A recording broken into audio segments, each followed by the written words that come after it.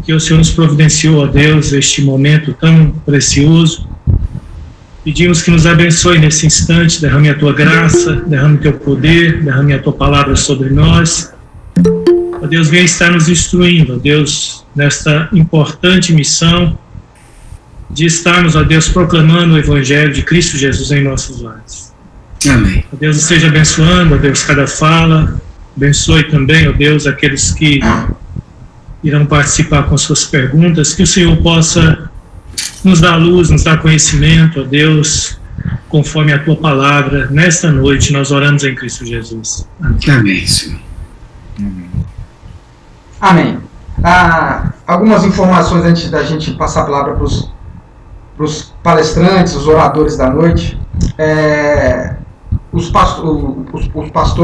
secretários nacionais, assim, melhor dizendo, acho que fica melhor, eles vão falar e após o término da fala deles, havendo tempo, nós vamos abrir espaço para algumas perguntas. Você pode tanto fazer a pergunta via o chat, que aí está, bem como também informar, não, eu quero fazer a minha pergunta. No momento, pelo chat, no momento oportuno, a gente coloca a possibilidade de vocês abrirem o microfone e estar fazendo a pergunta. Temos irmãos aqui, como coloquei, de vários locais. Um já se informou, sendo do Mato Grosso do Sul, está aqui conosco.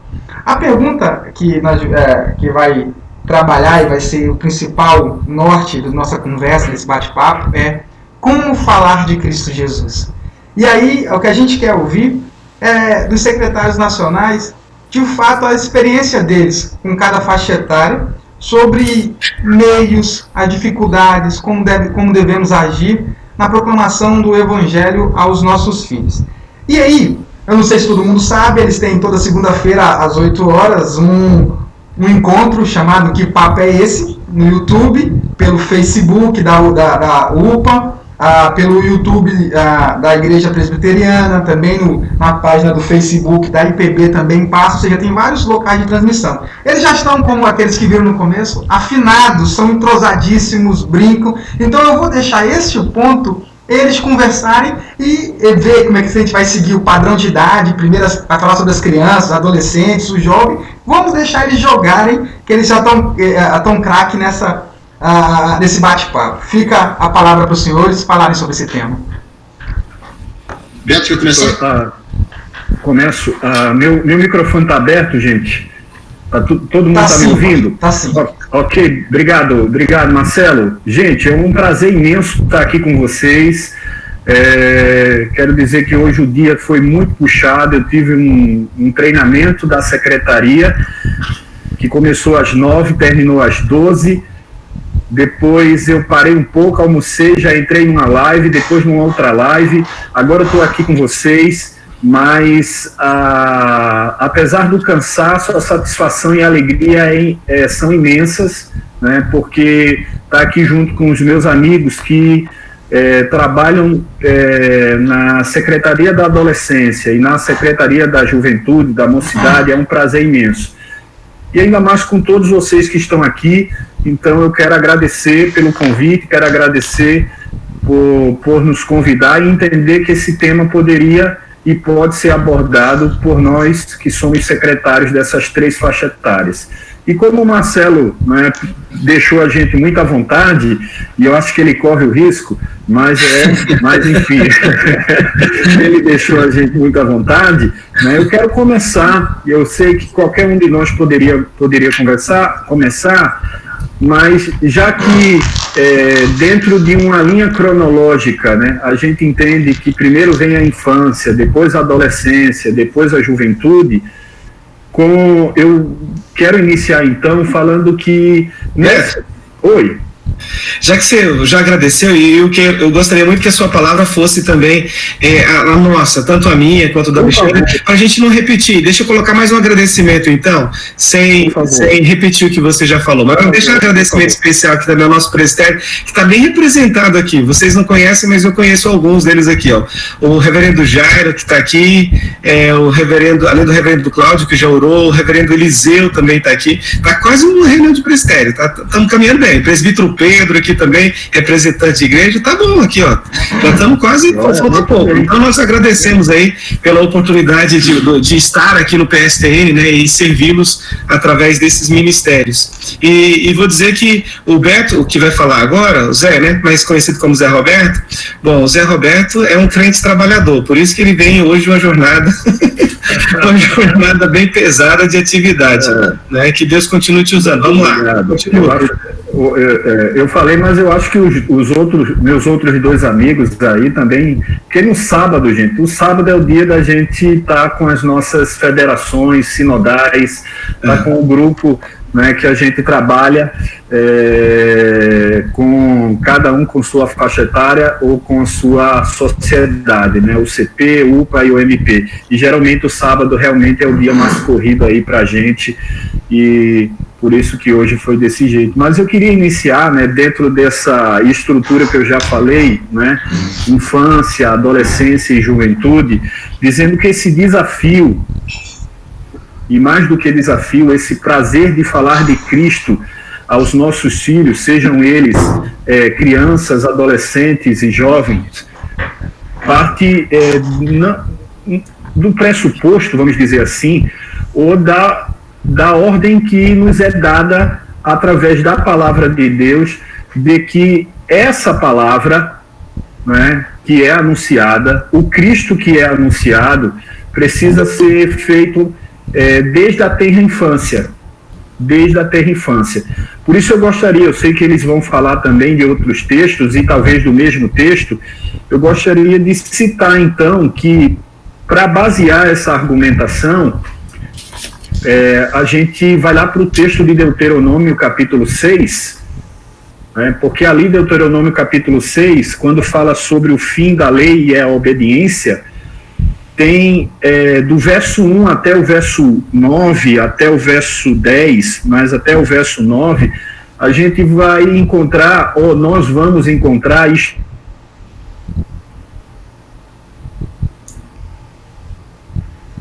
Acho que deu uma travadinha na internet do Beto. Voltou. Voltou? Isso. Nós devemos palavra aos nossos filhos. Veja o que é que o texto diz, eu só vou ler 2 ou 3 versículos, não vou ler todos eles que eu me citei, mas a partir do verso 3 diz assim: ó Israel, e atenta em cumprires para que bem te suceda e muito te multipliques na terra que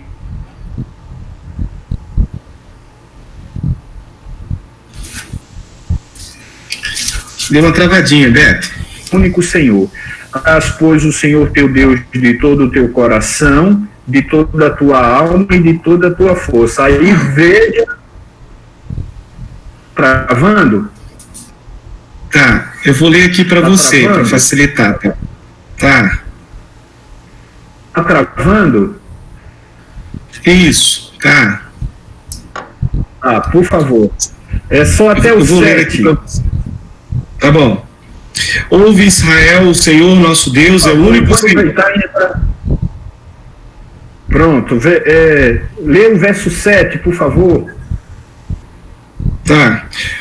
Essas palavras que hoje te ordeno estarão no teu coração. Tu as inculcarás a teus filhos, e delas falarás assentado em tua casa, e andando pelo caminho, e ao deitar-te, e ao levantar-te. Também as atarás como sinal na tua mão e te serão por frontal entre os olhos.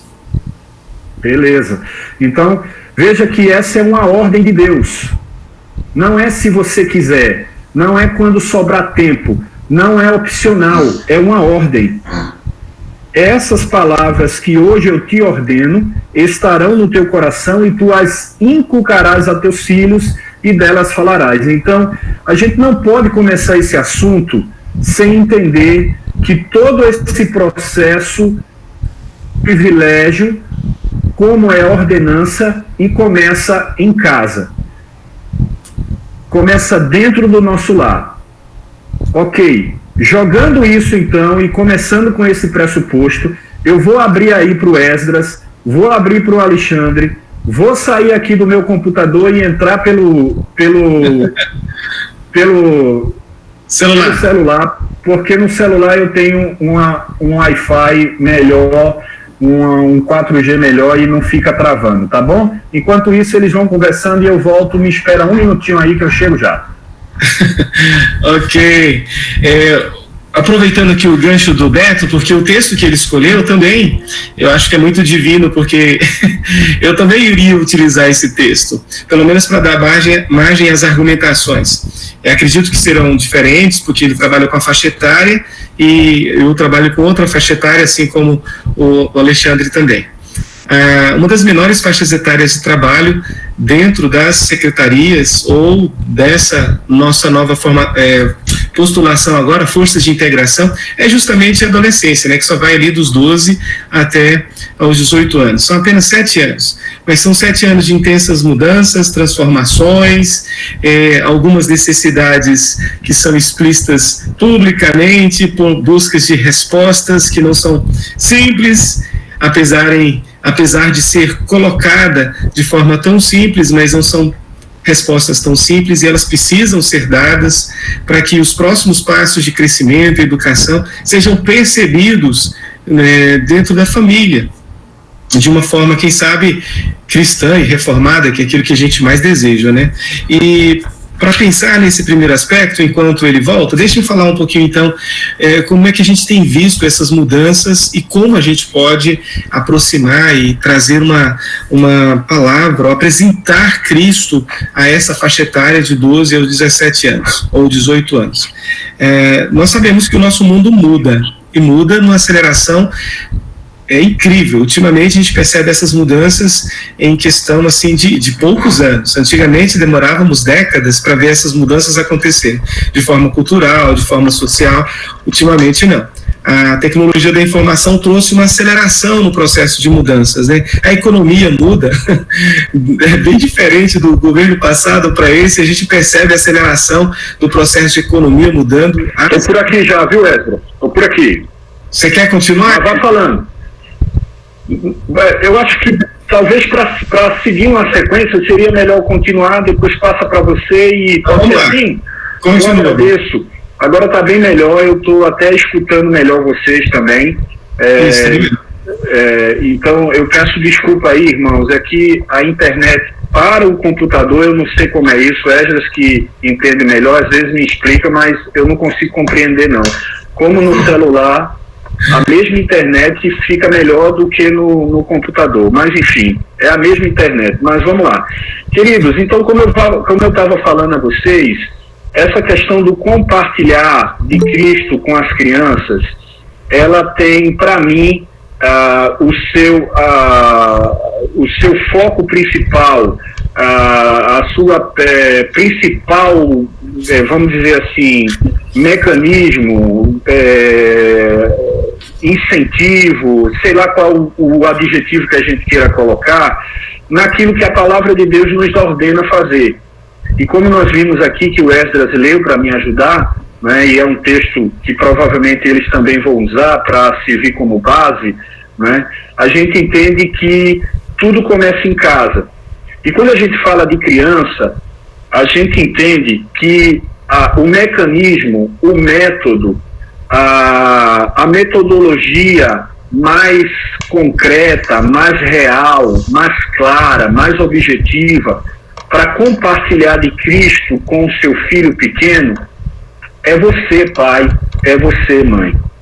Talvez para os adolescentes e para os jovens, por causa daquilo que eles já desenvolveram de personalidade, aquilo que eles já desenvolveram de capacidade de assimilação, existam outros mecanismos, né?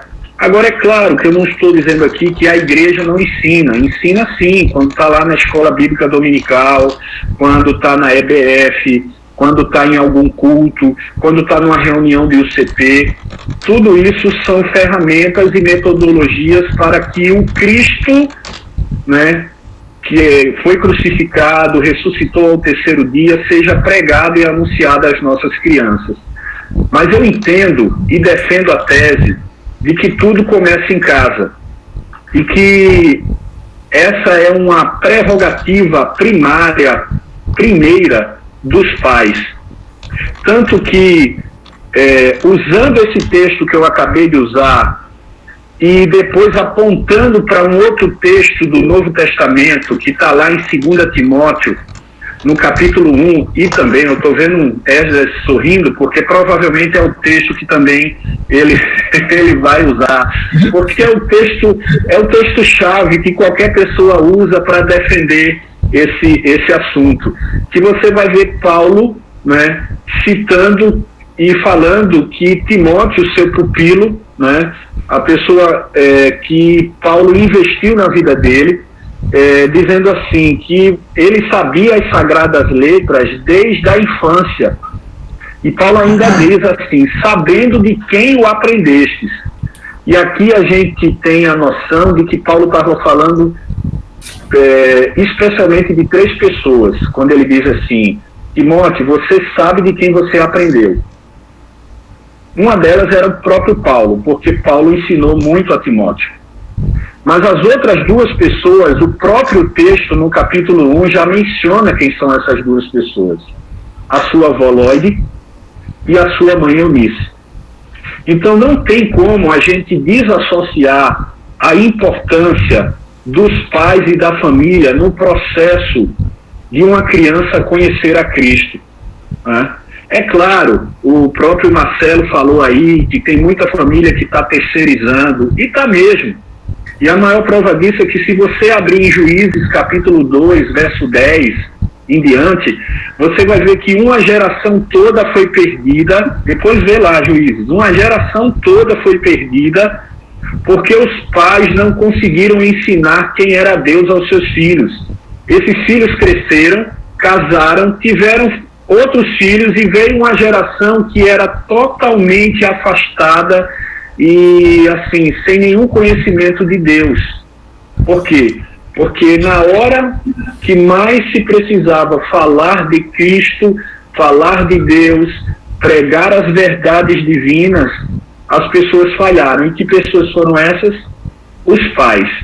Então, nesse primeiro momento, né, eu sei que eu posso falar um pouco mais depois, mas eu não quero me estender muito, eu foco nisso aí, queridos, de que tudo começa em casa, especialmente quando se trata de criança. É claro, mais uma vez eu vou falar que a escola dominical ajuda, a escola ajuda, os cultos, a reunião da UCP ajuda, mas nada, absolutamente nada do que eu citei aqui substitui a presença, vamos dizer assim, o desafio, né, e o dever que nós, pais, temos com os nossos filhos.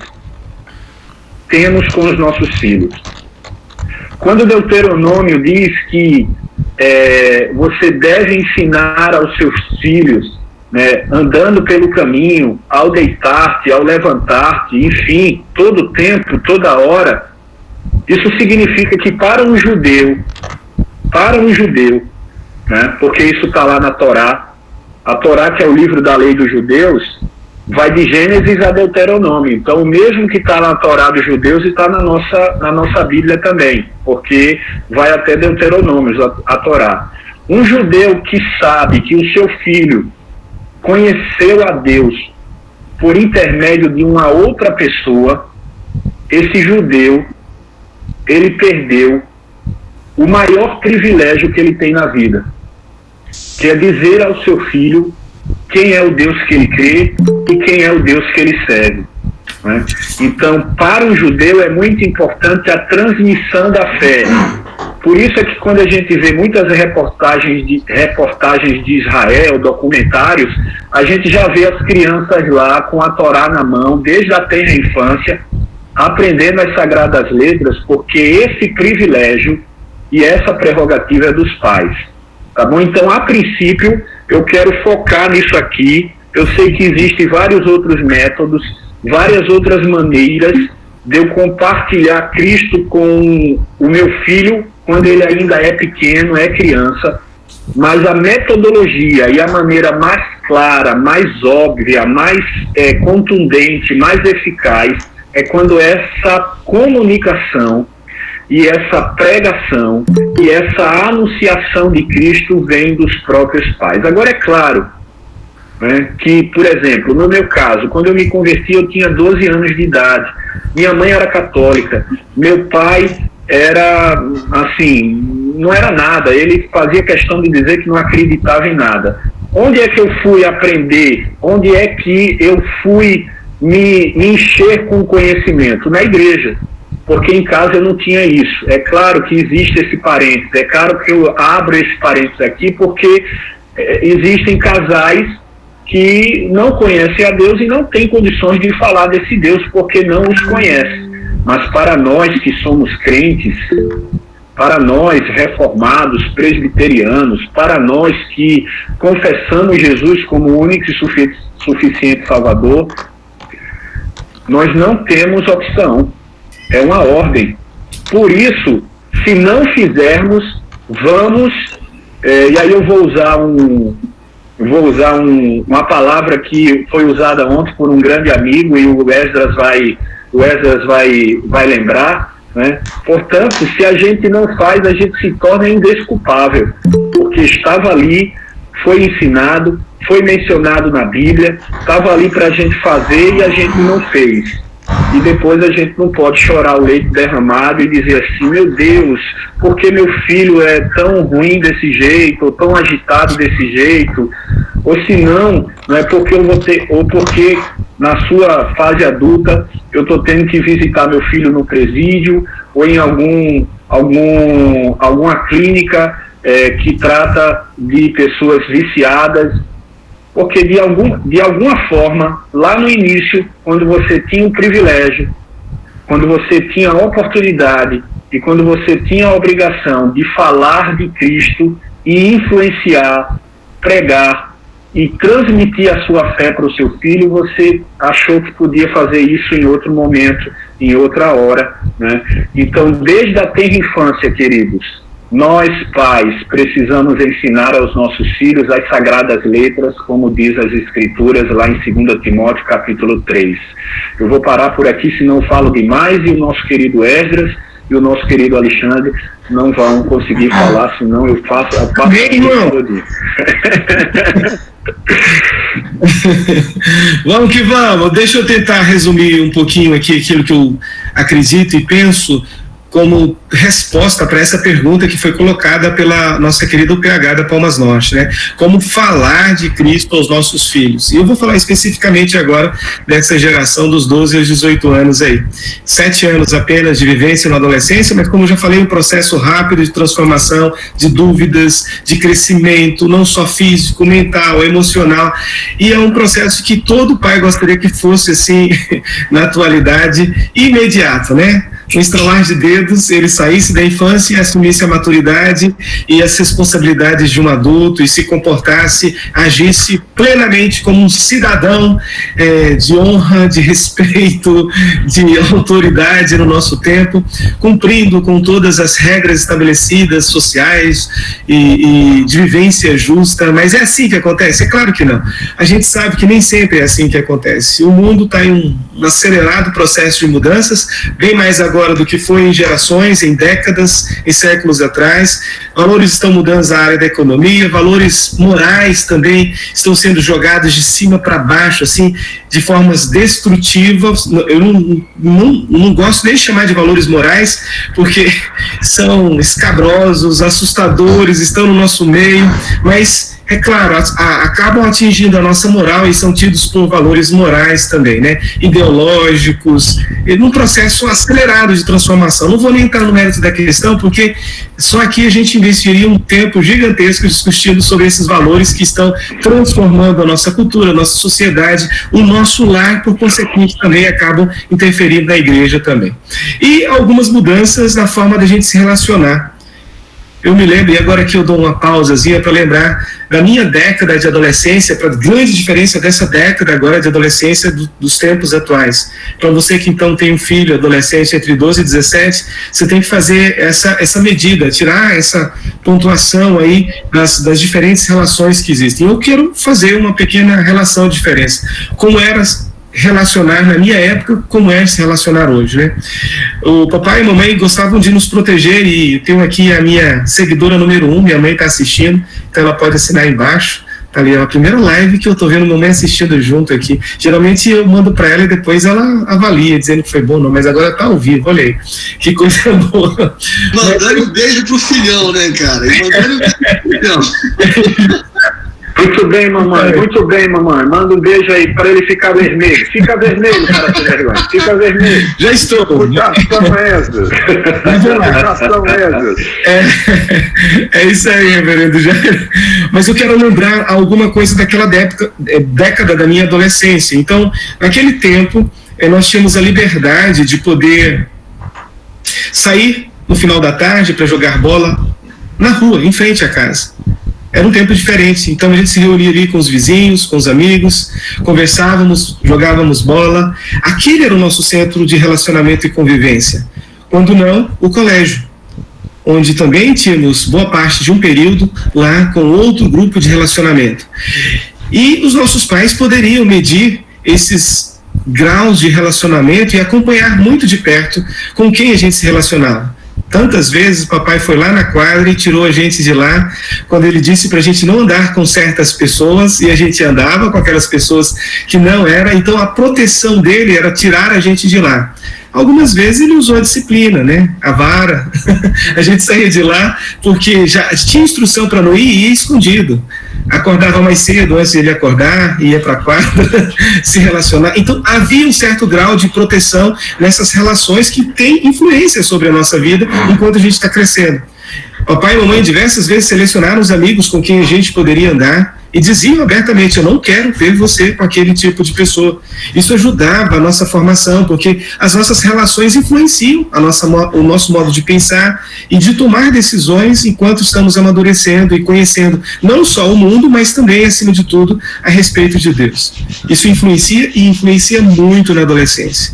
É um pouco diferente da infância, como o José acabou de falar, porque ele está dentro de casa, praticamente tem o acesso ali dos pais no processo de repetição, de ensino e repetição. Na adolescência ele já não tem mais somente os pais, ele tem outros tipos de influência, de relacionamentos que podem mudar a sua forma de pensar, de agir, tanto para dentro de casa quanto em relação à igreja e principalmente em relação à sociedade onde ele está inserido, né? Quando a gente olha para o que mudou para o adolescente nessa geração, a gente percebe que mudou muito a sua forma de acesso ao relacionamento. A tecnologia da informação colocou o mundo todo aos pés dele. Os pais estão lá com ele? Dificilmente os pais estão com eles dentro desse mundo. Por quê? Porque é uma outra geração, uma geração que aprendeu a se relacionar de uma forma, e agora a nova geração aprendeu a se relacionar de uma forma totalmente diferente.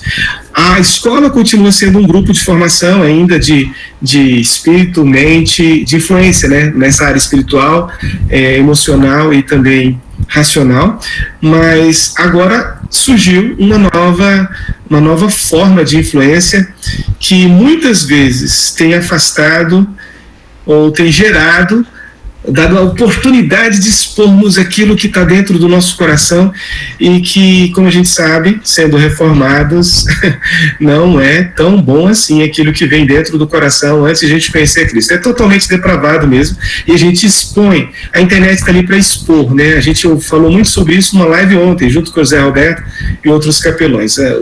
A gente acaba expondo os sentimentos através da internet. A internet não gera, ela simplesmente expõe aquilo que está lá dentro, no fundo, no caráter, que precisa ser transformado, ela acaba expondo isso. Então, aí fica um ponto, acho que eu vou finalizar com esse ponto aqui. Antes, depois, a gente pode falar sobre quatro dicas aí da gente educar os nossos filhos nessa fase da adolescência. Eu falo depois sobre isso. Mas eu queria finalizar essa parte dando oportunidade para o Alexandre, falando sobre essa estrutura familiar. Ela também passou por transformação na atualidade, né? O índice de divórcio aumentou mais de 45% nessas últimas 2 décadas, é algo assustador. E eu me lembro de uma década atrás, uma das revistas aí lançou uma pesquisa no mundo gospel, né, para dizer, do evangelicalismo brasileiro, e elas falaram que isso me assustou, chegaram a colocar 52% desse número de divórcio dentro da relação cristã. Eu fiquei assim meio na dúvida se isso era real, mas como eles colocaram católicos, espíritas e evangélicos, e aí a gente começa a querer acreditar, né, naquilo também. 52% disse a revista, mas quando você olha para o IBGE, ele fala em torno de mais de 45% é o crescimento. Aí eu fico imaginando, isso desestrutura a base familiar, e não é só de quem conhece, não conhece a Cristo não, isso atinge também as famílias que estão dentro da igreja.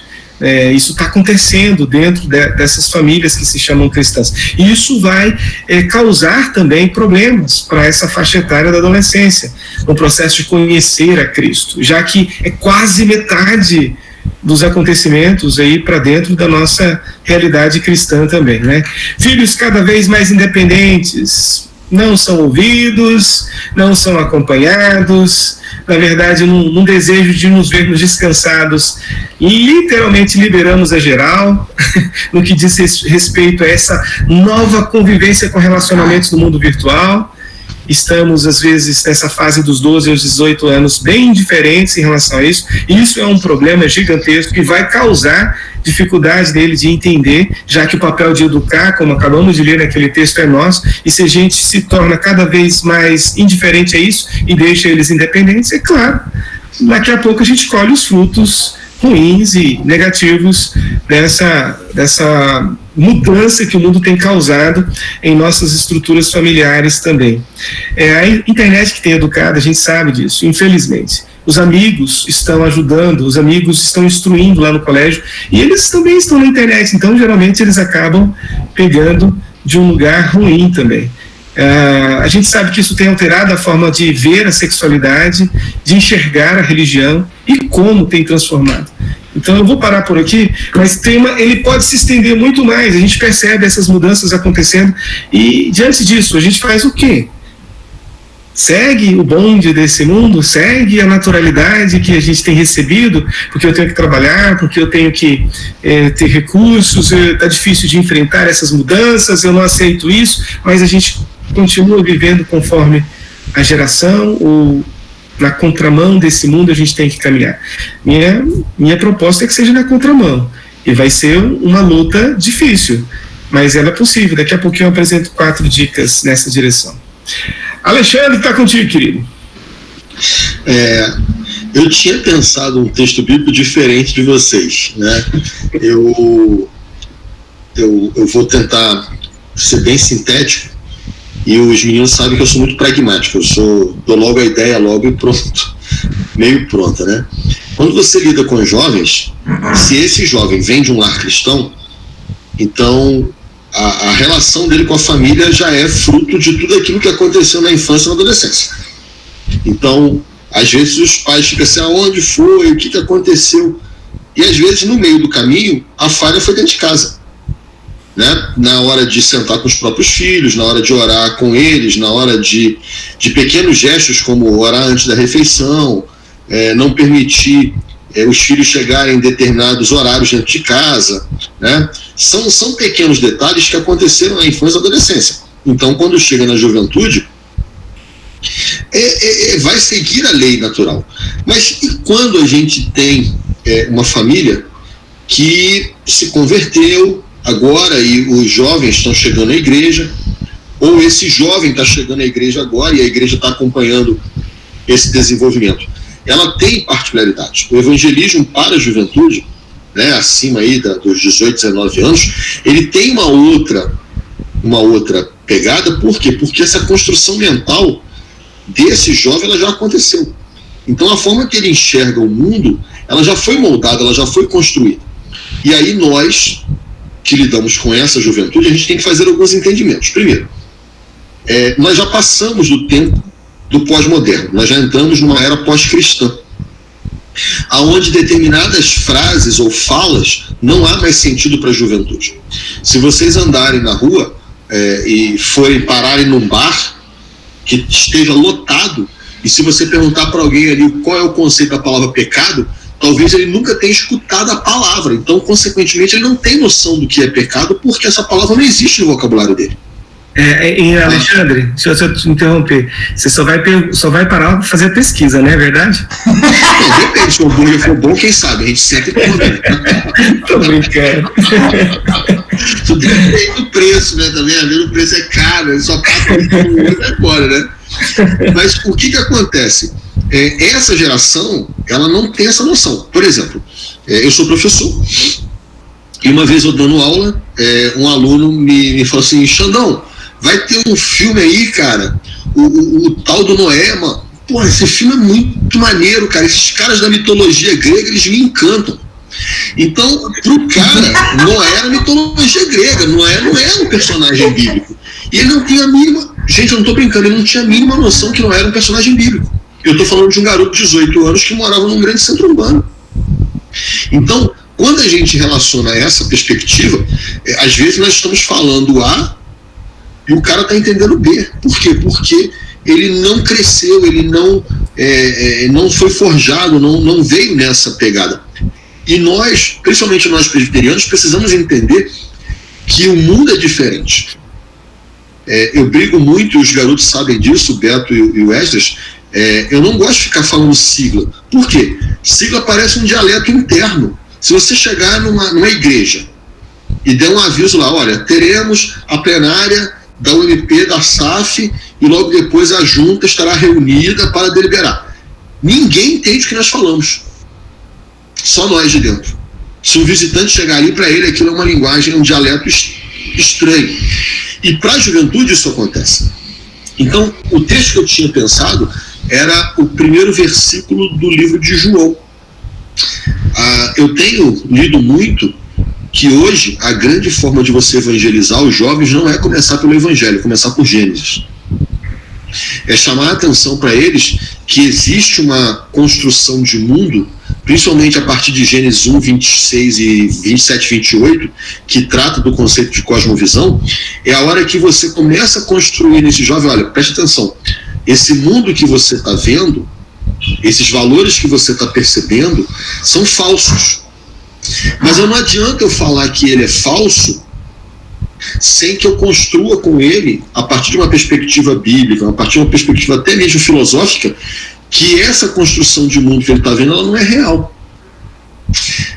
A gente está percebendo muito nos últimos meses, e talvez nos últimos 3, 4 anos, uma mudança de discussão, principalmente na área da política. E nós, cristãos, estamos demonizando muitas pessoas por elas pensarem ligeiramente diferente politicamente da gente. Então, se um determinado jovem trata ou percebe alguma coisa sobre justiça social, distribuição de renda, sobre trabalho, sobre aposentadoria, e ele tem uma outra visão, a gente fala, pô, você é comunista, socialista, tá fora. Nós acabamos de fechar portas. E igreja não é lugar de se fechar portas, igreja é lugar de se abrir portas. Nós não podemos criar esse embate para que os nossos filhos, nós ensinamos para eles, nós mostramos para eles para isso. E eu vejo isso muito nas minhas filhas. Eu tenho 2 filhas universitárias que a gente tem toda hora estar discutindo, tem que estar conversando, tem que estar pontuando e trazendo uma perspectiva bíblica, mas ao mesmo tempo uma perspectiva de verdade, com uma análise crítica desse tempo. Então, quando um pai fala de Jesus para um filho jovem, ou quando nós nos preocupamos com os jovens na igreja, nós precisamos entender que esse jovem, ele está com uma visão de mundo já construída. E se eu não desconstruir biblicamente essa percepção de mundo, o evangelho não vai chegar no coração dele, porque ela já foi feita, ela já está moldada, ela já está presente. Eu tive a experiência de com as minhas filhas adolescentes, fazer o catecismo com elas, né? Então nós líamos uma pergunta do catecismo por dia. Nós fizemos o catecismo maior, e a minha mais velha tem 21, a minha mais nova tem 18, então nesse tempo nós já fizemos 2 vezes o catecismo maior. uma pergunta por dia, explicando, analisando, lendo os textos bíblicos, né? E a segunda vez foi a minha filha que pediu, né? Pai, vamos fazer de novo, né? Eu quero relembrar de novo. Então, por quê? Porque cada vez que a gente falava de alguma coisa, a gente tentava trazer para uma aplicação do dia a dia, tentava trazer para uma situação do contexto que nós estamos vendo.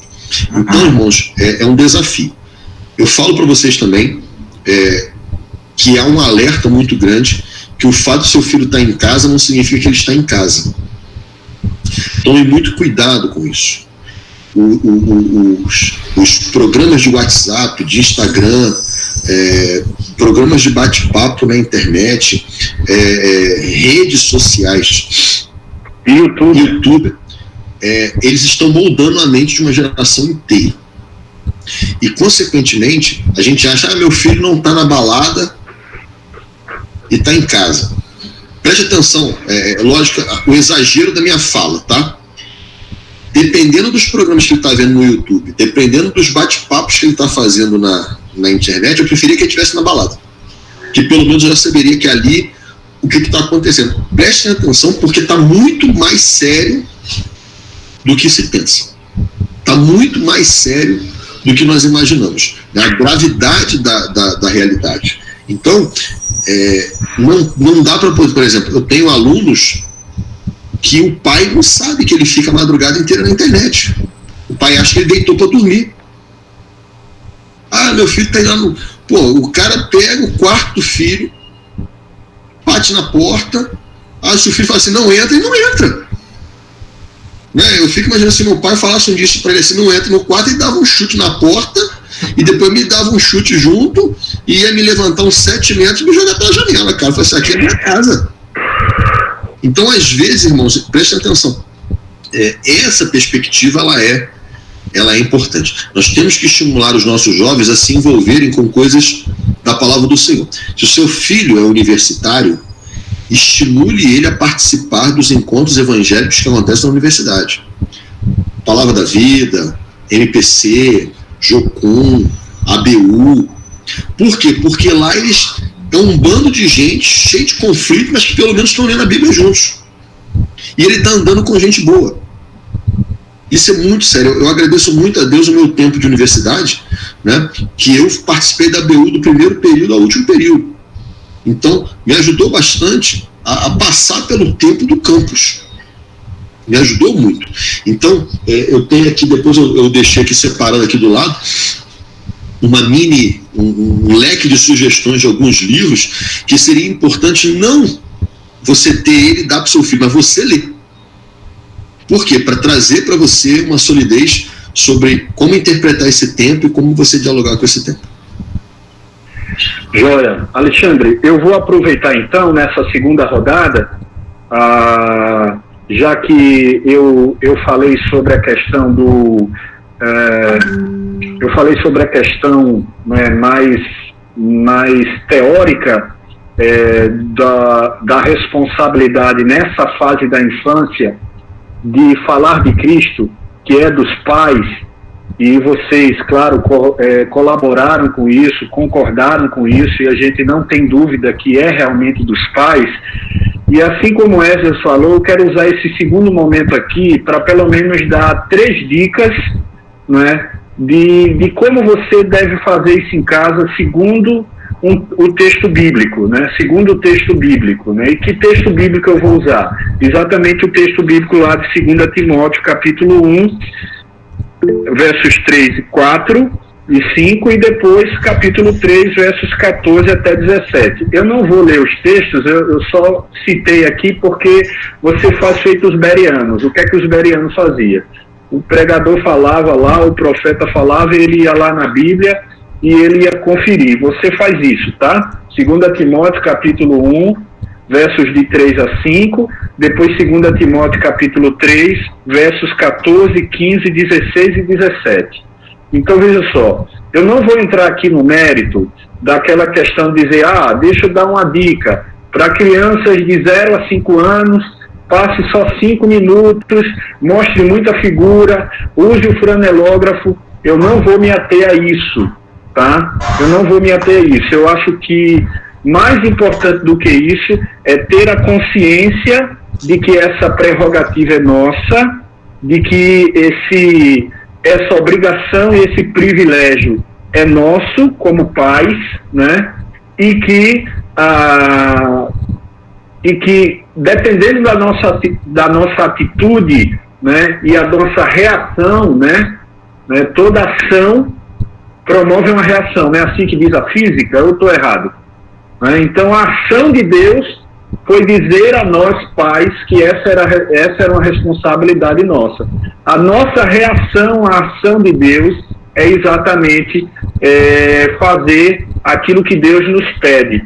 E aí, mediante esse texto, eu quero dar 3 dicas aqui a você que é pai, a você que é avô, a você que é tio, a você que tem uma criança em casa, né, que está nesse período, né, até os 10, 11 anos, que é exatamente aquele limite ali, aí que ele pula para os adolescentes, ele pula para a adolescência, né, e as 3 dicas que eu dou é a seguinte: primeira delas, seja antes de ensinar e pregar, seja. Porque a pior coisa para uma criança, um adolescente ou um jovem é perceber que o que você fala não é o que você crê. Que o que você prega não é o que você pratica. Exatamente. É aquela questão de faça o que eu falo, mas não faça o que eu faço. Isso não serve para a gente. A gente faz o que fala e fala o que faz. Eu sei que às vezes é difícil, mas quem disse que o sarrafo era pequeno? Né? Quem disse que o sarrafo era baixinho? Sarrafo é aquela madeirinha que aquele atleta que faz o salto com vara, ou o salto, né, ele pula aquela vara, aquilo ali é o sarrafo. O sarrafo nunca foi baixo, o sarrafo sempre foi alto. Tá? Então essa é a primeira coisa. Quer falar de Cristo para o seu filho? Então a primeira coisa que você precisa entender é que você precisa ser de Cristo para poder ensinar a Cristo a ele. Porque senão vai ser demagogia, você fala, mas não vive o que fala. Né? É aquela coisa de dizer, não minta, meu filho, não minta porque Deus não gosta, porque isso é pecado. O telefone toca, aí o seu filho atende, aí, opa, tia, não sei o que, aí você diz que eu não tô. Eu estou usando um exemplo muito simplório, né? Mas às vezes é isso, a gente prega, mas não vive. Então essa é a primeira coisa, seja antes de ensinar. Segunda dica que eu dou: ensine desde a tenra infância, fale de Cristo desde a tenra infância. Olha, o texto diz que no capítulo 3, verso 15, que desde a infância Timóteo sabia as sagradas letras. Esse termo infância aqui no original dá sentido ou faz uma menção até mesmo da vida intrauterina. Peraí, pastor, o senhor está inventando coisa aí, peraí. Mas já existem comprovações científicas de que, de alguma forma, em algum momento da gestação, não sei, 30ª semana, 36ª, 35ª, não sei, né? Mas que o bebê já consegue captar sinais, captar identificações, como a voz da própria mãe. A partir da 20ª semana. 20ª semana, temos alguém aqui da área. Muito obrigado, irmão. Então, assim, não perca tempo, porque quando você perde tempo, a internet ganha, a televisão ganha. Eu não sei se você assistiu aquele desenho animado Detona Ralph, eu não sei se você assistiu, mas provavelmente seu filho assistiu, porque o meu assistiu, eu fui com ele assistir no cinema, né? E logo no início do desenho tem a seguinte frase, ou a seguinte... os vilões se reúnem como se fossem nos vilões anônimos e eles dizem um moto. Assim como a UCP tem um moto, a UPA tem um moto, a Mocidade tem um moto, eu não vou pedir para dizer aqui, senão vai ficar aquela briga. A UPH tem um moto, a SAF tem um moto. Eles tinham um moto lá que dizia mesmo assim: eu sou mal e isso é bom. Nunca serei bom e isso não é mal. Vou repetir, porque talvez você não tenha entendido ainda a gravidade dessa frase. Eu sou mal e isso é bom. Nunca serei bom e isso não é mal. Ah, mas isso é... Gente, fica gravado. Fica gravado. As pessoas que defendem ideologias contrárias à palavra de Deus já descobriram o caminho das pedras. E o caminho das pedras não são os adultos, não. O caminho das pedras são as crianças. Porque se eles cativam o coração das crianças quando elas ainda são crianças, é como o Alexandre falou aí, ó. Quando eles crescerem, eles já vão estar com sua personalidade formada, vão estar com tudo já, as ideias prontas na cabeça. Então não perca tempo, seja antes de ensinar, não perca tempo. E a terceira coisa, né? A terceira coisa, aponte para Cristo como Salvador. Ele nos salva pela fé. Nós temos fé em Cristo Jesus. Porque os nossos filhos precisam mais de Cristo do que do pão que perece. Eles precisam mais de Cristo do que do iPad. Eles precisam mais de Cristo do que um Xbox. Eles precisam mais de Cristo do que umas férias na Disney. Ele precisa mais de Cristo do que um tênis de marca. Claro, eu não estou dizendo que isso é ruim. Se eu puder dar ao meu filho, eu dou. Mas se eu substituir isso pelo que é primordial, que é Cristo, eu perdi o meu filho e perdi a oportunidade de dar a ele o melhor deste mundo, o melhor de tudo, que é Cristo Jesus, que morreu numa cruz e pagou o preço por ele, porque ele é pecador também, viu? Todos pecaram, diz a palavra de Deus, e destituídos estão da glória de Deus. Então, eu deixaria essas 3 dicas. Seja antes de ensinar. Não perca tempo, porque enquanto você perder, a internet não perde, a televisão não perde, os filmes não perdem, vão encher a cabeça do seu filho. Esses influenciadores não vão perder tempo, porque eles têm agenda e eles fazem tudo dentro da agenda deles. E pregue a salvação em Cristo. Só Cristo pode salvar a nossa vida. Ele é o melhor presente que você pode dar ao seu filho. E com isso eu encerro e passo a palavra aí para o meu querido Esdras. Perdão. Como eu compartilhei com vocês anteriormente, eu queria deixar 4 dicas, né? Já que estamos falando dessa influência da aceleração de transformação do mundo e da influência dele sobre essas nossas gerações com mais velocidade do que em outras gerações. Justamente por causa dos nossos centros de relacionamentos, que agora se tornaram muito mais abundantes e antes não eram, né? Antes era um Brasil de um contexto rural, 4 décadas, 5 décadas atrás. Hoje é o Brasil das grandes metrópoles aí, com mais de 20 milhões, São Paulo, ou outras, né, como a nossa, que já, segundo o IBGE desse ano de 2019, mais de 300 mil, olha aí, pode não parecer muito, mas para um contexto nosso, é muito.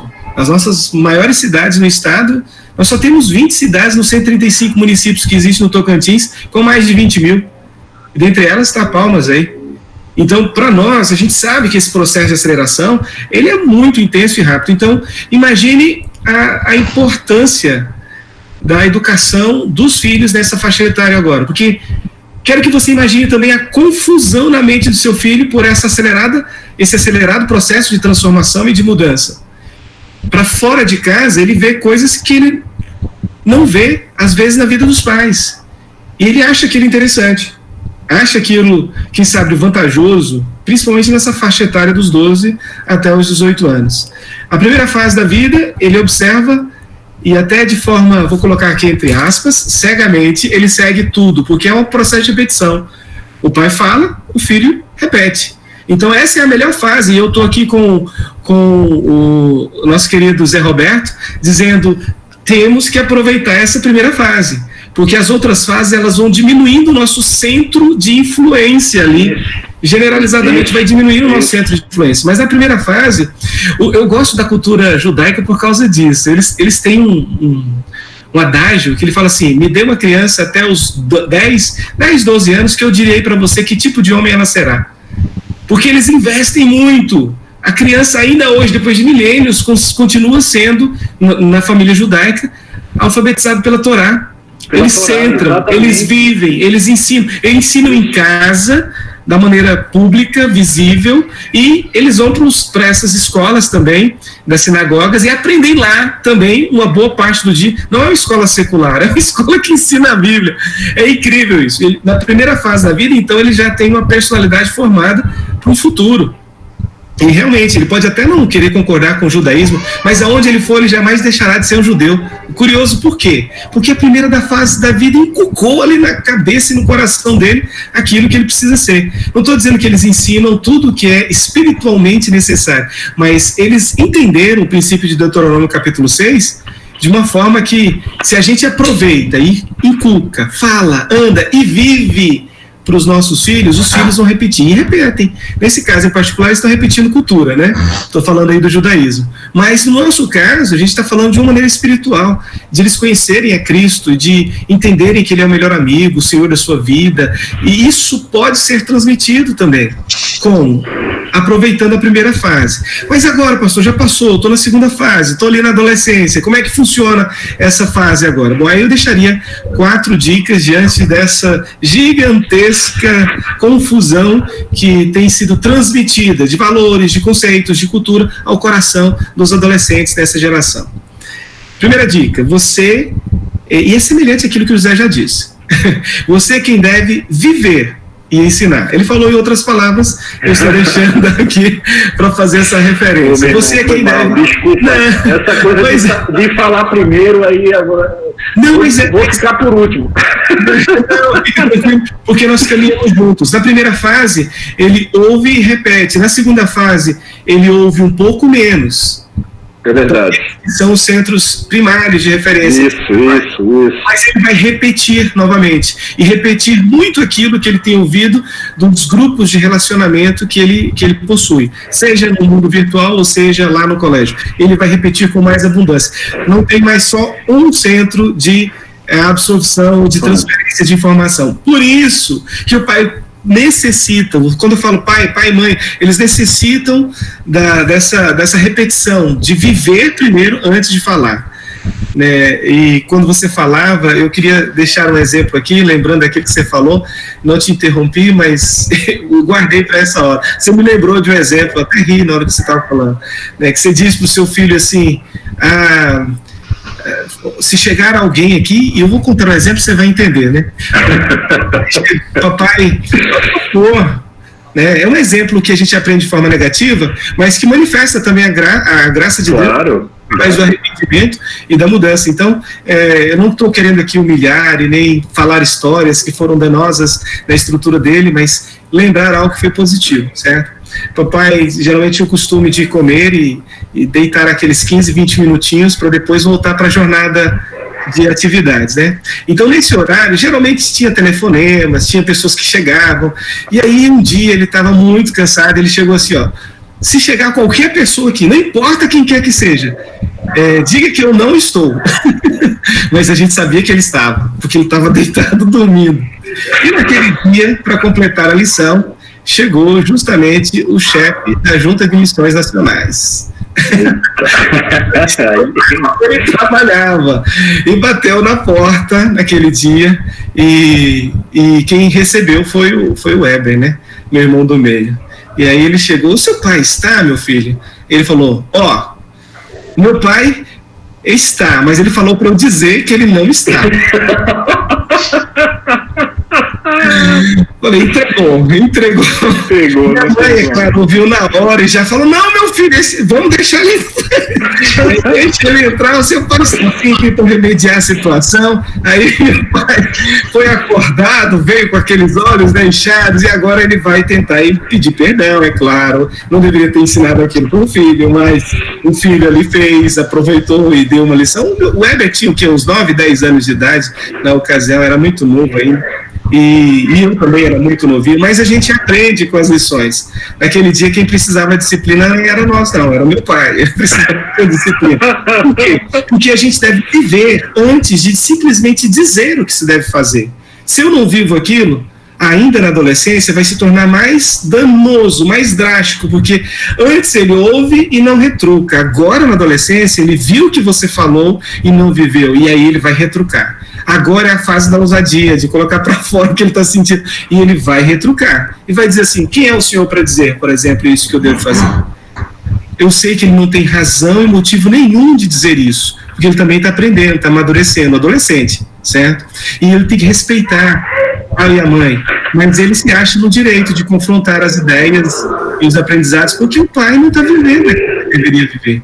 E se ele não vive, o melhor caminho é sempre o arrependimento, é a condição ali que Cristo já nos ensinou. Isso vale para o pai dizer assim, me perdoe, eu errei, eu não deveria ter feito isso, eu deveria ter feito diferente. Mas a gente, às vezes, como pai, se torna orgulhoso. E eu estou olhando isso dizendo para mim mesmo, não é para vocês, não. A gente se torna orgulhoso dizendo assim, não, meu filho, ele aprenda do que eu estou dizendo. Não funciona, esse não é o modelo. O modelo é o da repetição pela própria vida. Se eu vivo, eu falo mais alto do que, às vezes, as minhas palavras dizendo faça isso ou faça aquilo. Isso fala muito e fala poderosamente. E vem à minha mente aquele exemplo, desde pequeno eu vendo, né? Ao acordar, indo para a escola, antes de chegar na escola, eu passava ali do quarto para a cozinha, para comer alguma coisa, o café da manhã e depois ir para casa.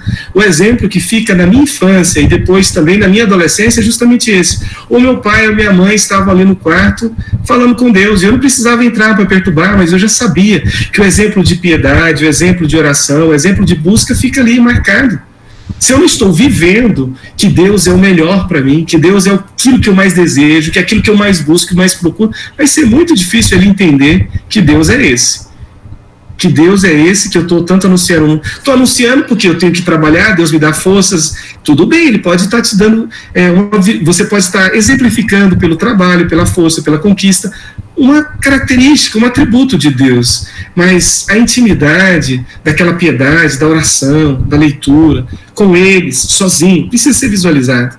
Eu devo viver isso antes de mesmo dizer para ele quem realmente é esse Deus. Segunda dica é cuide da sua saúde emocional e espiritual.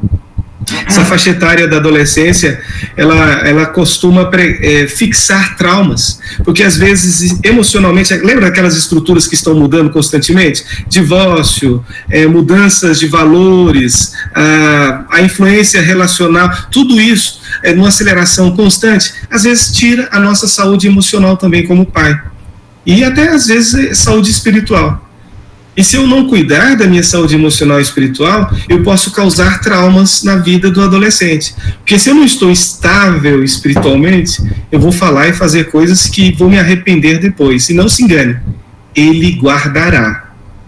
Ele guardará. Foi a época de confrontação que mais, e agora estou usando mais uma vez o exemplo lá de casa, que a gente teve.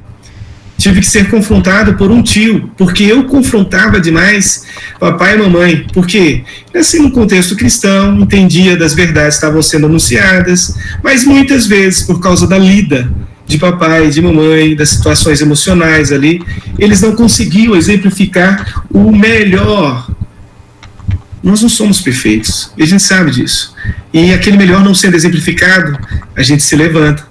E eu muitas vezes me levantei tentando levantar até o dedinho e dizendo assim, o senhor não tem moral para me dizer isso.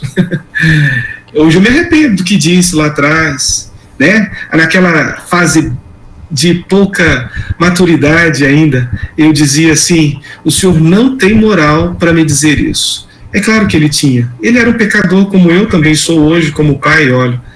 Mas eu não conseguia visualizar isso por causa da instabilidade emocional.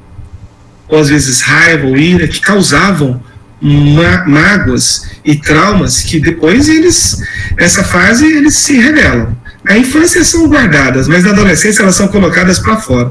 E elas são colocadas às vezes de maneira que a gente nem gostaria de ouvir. É o pior do coração humano sendo exposto.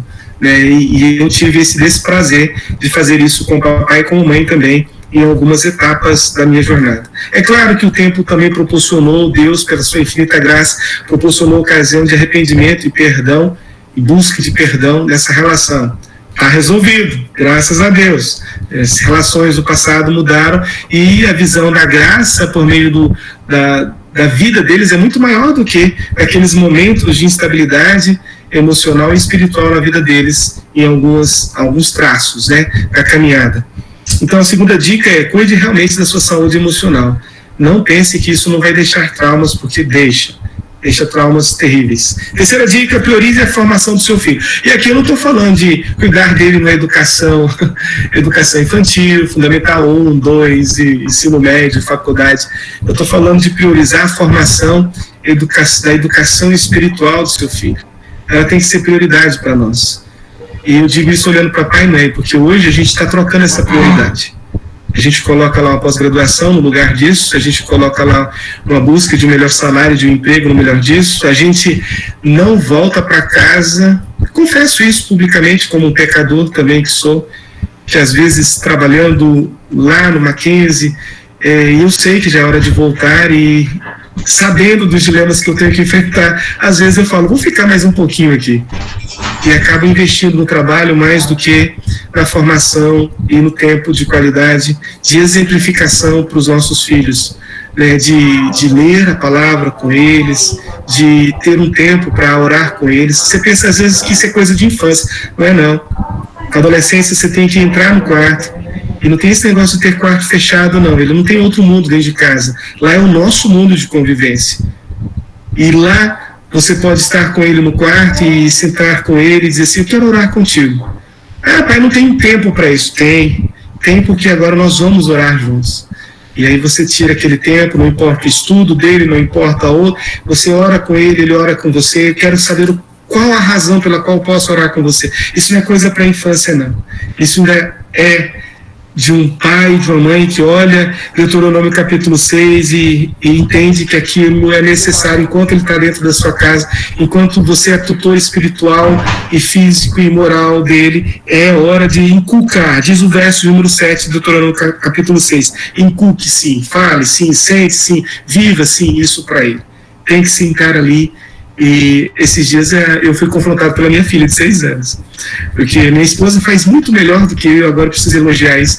Esses cultos domésticos a gente tem como família, mas às vezes o culto individual dela, com cada um separado, ela tem esse privilégio, ela gosta de fazer isso. Eu sei que isso é missão minha também, mas ela tem uma habilidade de fazer isso fantástica. E esses dias minha filha chegou para mim e disse assim, pai, o senhor pode me ensinar a tocar violão? E eu estava tão agitado naquele dia, e eu olhando para ela, 6 anos, tão pequena, e a resposta que eu dei, eu falei, não, ainda não é tempo.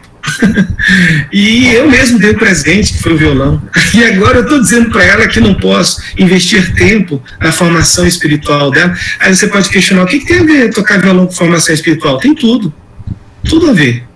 Porque essa é a hora que eu posso também sentar com ela naquilo que Deus nos deu de habilidades, dons e talentos. Ele não está querendo aquilo que ele não nos deu, ele está querendo aquilo que ele já nos deu. Eu posso pegar isso e dizer assim, ó, Deus me deu esse benefício para que seja também algo que reflita o amor dele por você.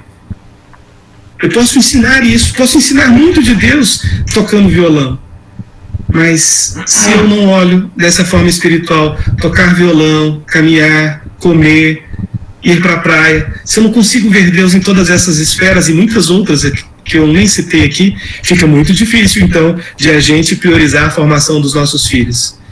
É privilégio tê-los, mas é um privilégio também conduzi-los, apontá-los e lançá-los para Cristo. Isso é o nosso primeiro campo missionário, é só frase de efeito, você já deve ter ouvido isso, e realmente é o nosso... Já imaginou ganhar o mundo inteiro e perder aqueles que a gente diz que mais ama, que estão dentro da nossa casa? Então, fica aqui a 4ª dica, encontre maneiras criativas usando os dons e talentos que Deus já te deu. Deus não vai requerer de você aquilo que Ele não te deu. E aqui nesse texto ele fala de maneira criativa. Ata como sinal na tua mão, no frontal da tua testa, escreve nos umbrais, são formas criativas. São formas criativas de a gente utilizar os recursos que temos, que foram dados por Deus, para que a gente possa viver isso, até mesmo para o adolescente. Eu me lembro do pai fazendo isso. Com 16 anos, 15 para 16, ele chega para mim e fala assim, você não precisa mais de uma disciplina física, de agora em diante a disciplina sua vai ser relacional, de conversa. É claro que você já passou por isso, deve ter experimentado, eu falei isso várias vezes, eu preferia voltar para aquela disciplina física, porque aquela de conversar eu já não gostava mais, aquilo demorava demais, e falava, e ficava ali na minha mente, eu ia dormir com aquilo. A disciplina física rapidinho passava 2, esquecia, e realmente esquecia, às vezes apanhava 2, 3 vezes no mesmo dia pela mesma coisa, porque esquecia. Mas a verbal, ela vai deixando marcas ali, vai falando profundamente, a gente carrega na mente, e as duas ajudam no processo. E um dia a gente falou assim, não, pai, a gente já está grande agora, eu já tinha 16, não dá mais para fazer essas viagens. E de uma forma criativa, ele utilizou com os recursos que Deus tinha dado para ele. Ele disse, a gente vai fazer uma viagem todo mundo junto. Foi uma das últimas antes de eu sair de casa para a faculdade, e depois voltar já na adolescência, quase casando já. Ele falou, a gente vai fazer isso juntos. Eu falei, não, mas já está todo mundo já trabalhando, e realmente cada um já estava começando a trabalhar, e ele falou, eu vou lutar por isso. E ele lutou enquanto ele pôde fazer. Uma das nossas últimas eu já tinha, não mais 16. 16 ele falou, com 18 ele conseguiu, eu já tinha 18, meu irmão 16, o Weber, o outro um pouco mais novo, 14. Ele conseguiu colocar todo mundo dentro do mesmo carro e nós vamos fazer essa viagem. Todo mundo já estava entrando na faculdade, já estava estudando, já estava saindo da adolescência, no meu caso, mas ele continuava usando ali os dons dados por Deus. Colocar a gente dentro do carro, fazer culto doméstico, sentar lá na beira da praia, para onde a gente ia, e a gente ia falar assim, mas é domingo, a gente não vai para a igreja, mas tinha culto lá também. Ele não deixava escapar as oportunidades. Estou falando ele e minha mãe, os dois faziam isso conosco, por onde a gente fosse, estando com eles, estavam ali os dons, os talentos sendo utilizados para impregnar isso na vida da gente. E não se engane, isso fica, e Deus vai usar no tempo certo para transformar as nossas histórias. A minha transformou um tempo depois, de forma ministerial, dos meus irmãos também, mas cada um tem seu tempo. E o papel, eu quero dizer, por mais que saiba que papai e mamãe foram miseráveis pecadores, e são, resgatados pela verdade que vem do alto, eu consigo olhar muito mais elementos da graça pelo que eles me ensinaram, do que simplesmente esse lado pecaminoso, que eles têm, e eu sei, estão lá. Mas Deus vai transformar isso tudo um dia. Um dia a fé deles vai ser totalmente diferente da fé também nossa, de uma forma restaurada e glorificada lá na eternidade. Até lá, ficam aí os bons exemplos que eles impregnaram na nossa história, e fica aqui os bons exemplos bíblicos de Deuteronômio capítulo 6, esses 4 que eu queria compartilhar com vocês. Está contigo, Ale? Esse é o Wesley que eu conheço. Obrigado. A gente tem que lembrar sempre que o trabalhar com o jovem em casa tem um dilema muito grande. Por quê? Porque nós estamos vivenciando um choque de gerações, principalmente na questão universitária, né? São muitos jovens que estão indo para a universidade de filhos de pais que nunca foram à universidade. Então, geralmente essa meninada, quando chega no primeiro e segundo período, acha que sabe tudo. E isso é muito comum, não é só seu filho não, tá? Qualquer universitário, em qualquer lugar do Brasil, ele acha que sabe muito, até que ele toma as primeiras cacetadas e o mundo vai sendo desconstruído. Por isso que uma das coisas, né, quando você que é pai quer investir no seu filho, invista nele e mande ele para alguns locais, né? Eu separei aqui, né? Invista no seu filho materiais e congressos. Manda seu filho para o encontro. Compra livro para o seu filho. Dá um livro de presente para ele ler. Tem boas literaturas. Também, se você não consegue falar de alguns temas com ele, compra um livro, procura, pesquisa com alguém que conhece, compra aquele livro e entrega na mão do seu filho para ele ler, né? A segunda coisa que eu sempre dou como sugestão é nunca feche a porta, conversa com seu filho sobre qualquer assunto. Eu sei que parece meio complexo, né? Mas a porta da casa de um pai nunca pode estar fechada para o seu filho.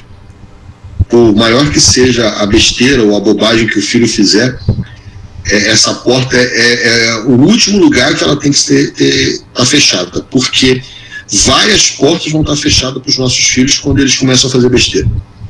A única que nunca pode estar fechada é da nossa casa. E eu falo para vocês, inclusive às vezes até a porta da igreja se fecha para alguns jovens quando eles cometem algumas bobagens, quando ao longo do caminho eles tomam alguns sustos. Reparem que a igreja não é muito boazinha. E isso é um desafio que nós temos que ter. A igreja tem que ser mais acolhedora, ela tem que ser mais amorosa, ela tem que ser mais aconchegante. Mas o cara pisou na bola, mas a menina pisou na bola. É isso aí, todo mundo é pecador, né? Às vezes a gente só não sabe qual é o tamanho da bola. Tem algumas bolas que ficam escondidas. E a gente tem visto isso na televisão na última semana, né? Deputada aí, cantora, o vice-governador do Rio, cantor gospel com uma viandagem altíssima, todo mundo, um denunciado por assassinato, outro denunciado por corrupção.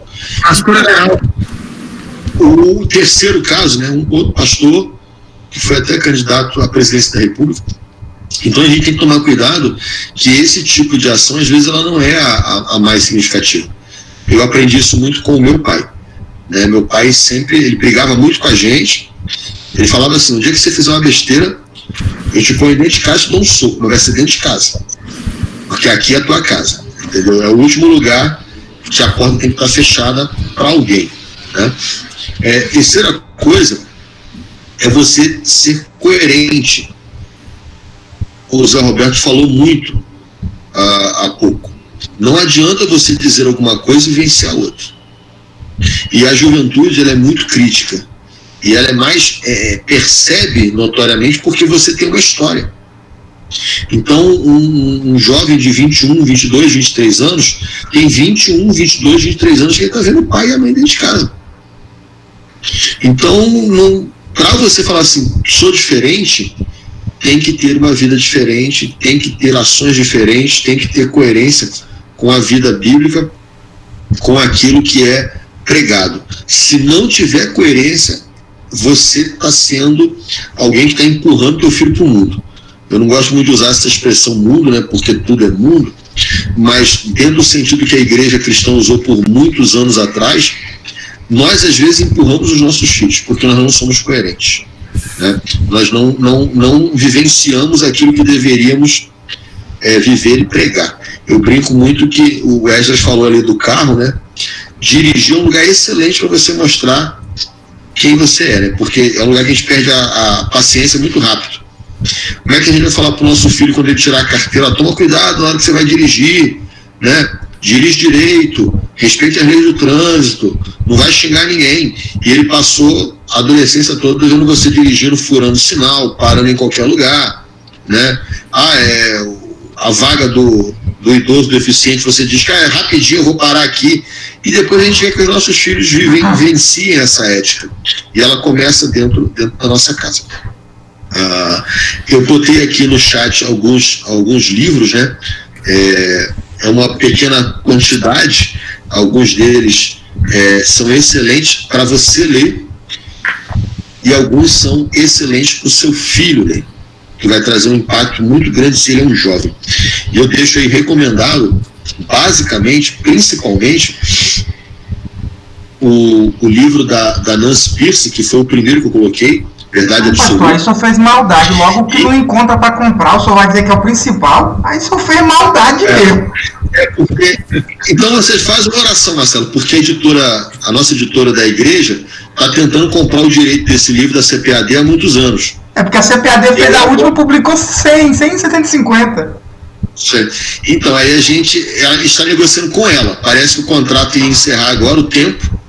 E aí nós vamos trazer para a editora, a gente já vai publicar 3.000 exemplares de uma vezada só, tá bom? Então, vamos torcer.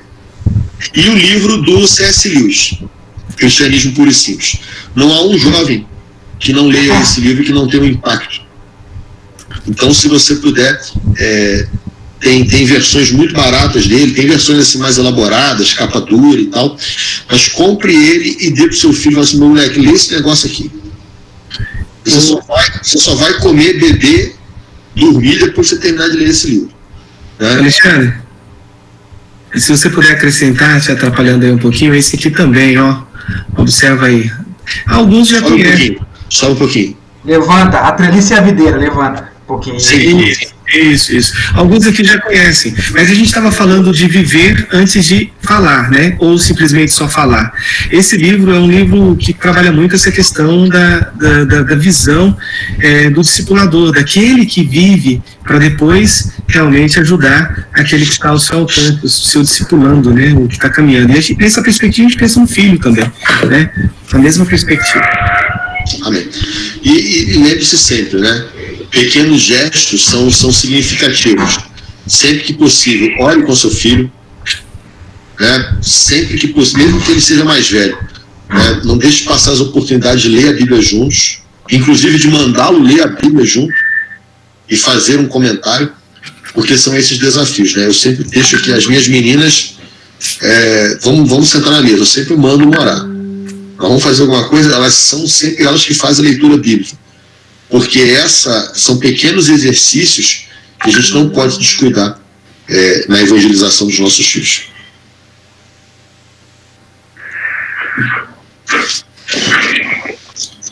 Marcelo está com a palavra aí. Olha, fica até difícil a gente querer falar, porque vocês já vêm nos ensinando, muitas pessoas já estão colocando mensagens aqui, tem recebido no WhatsApp.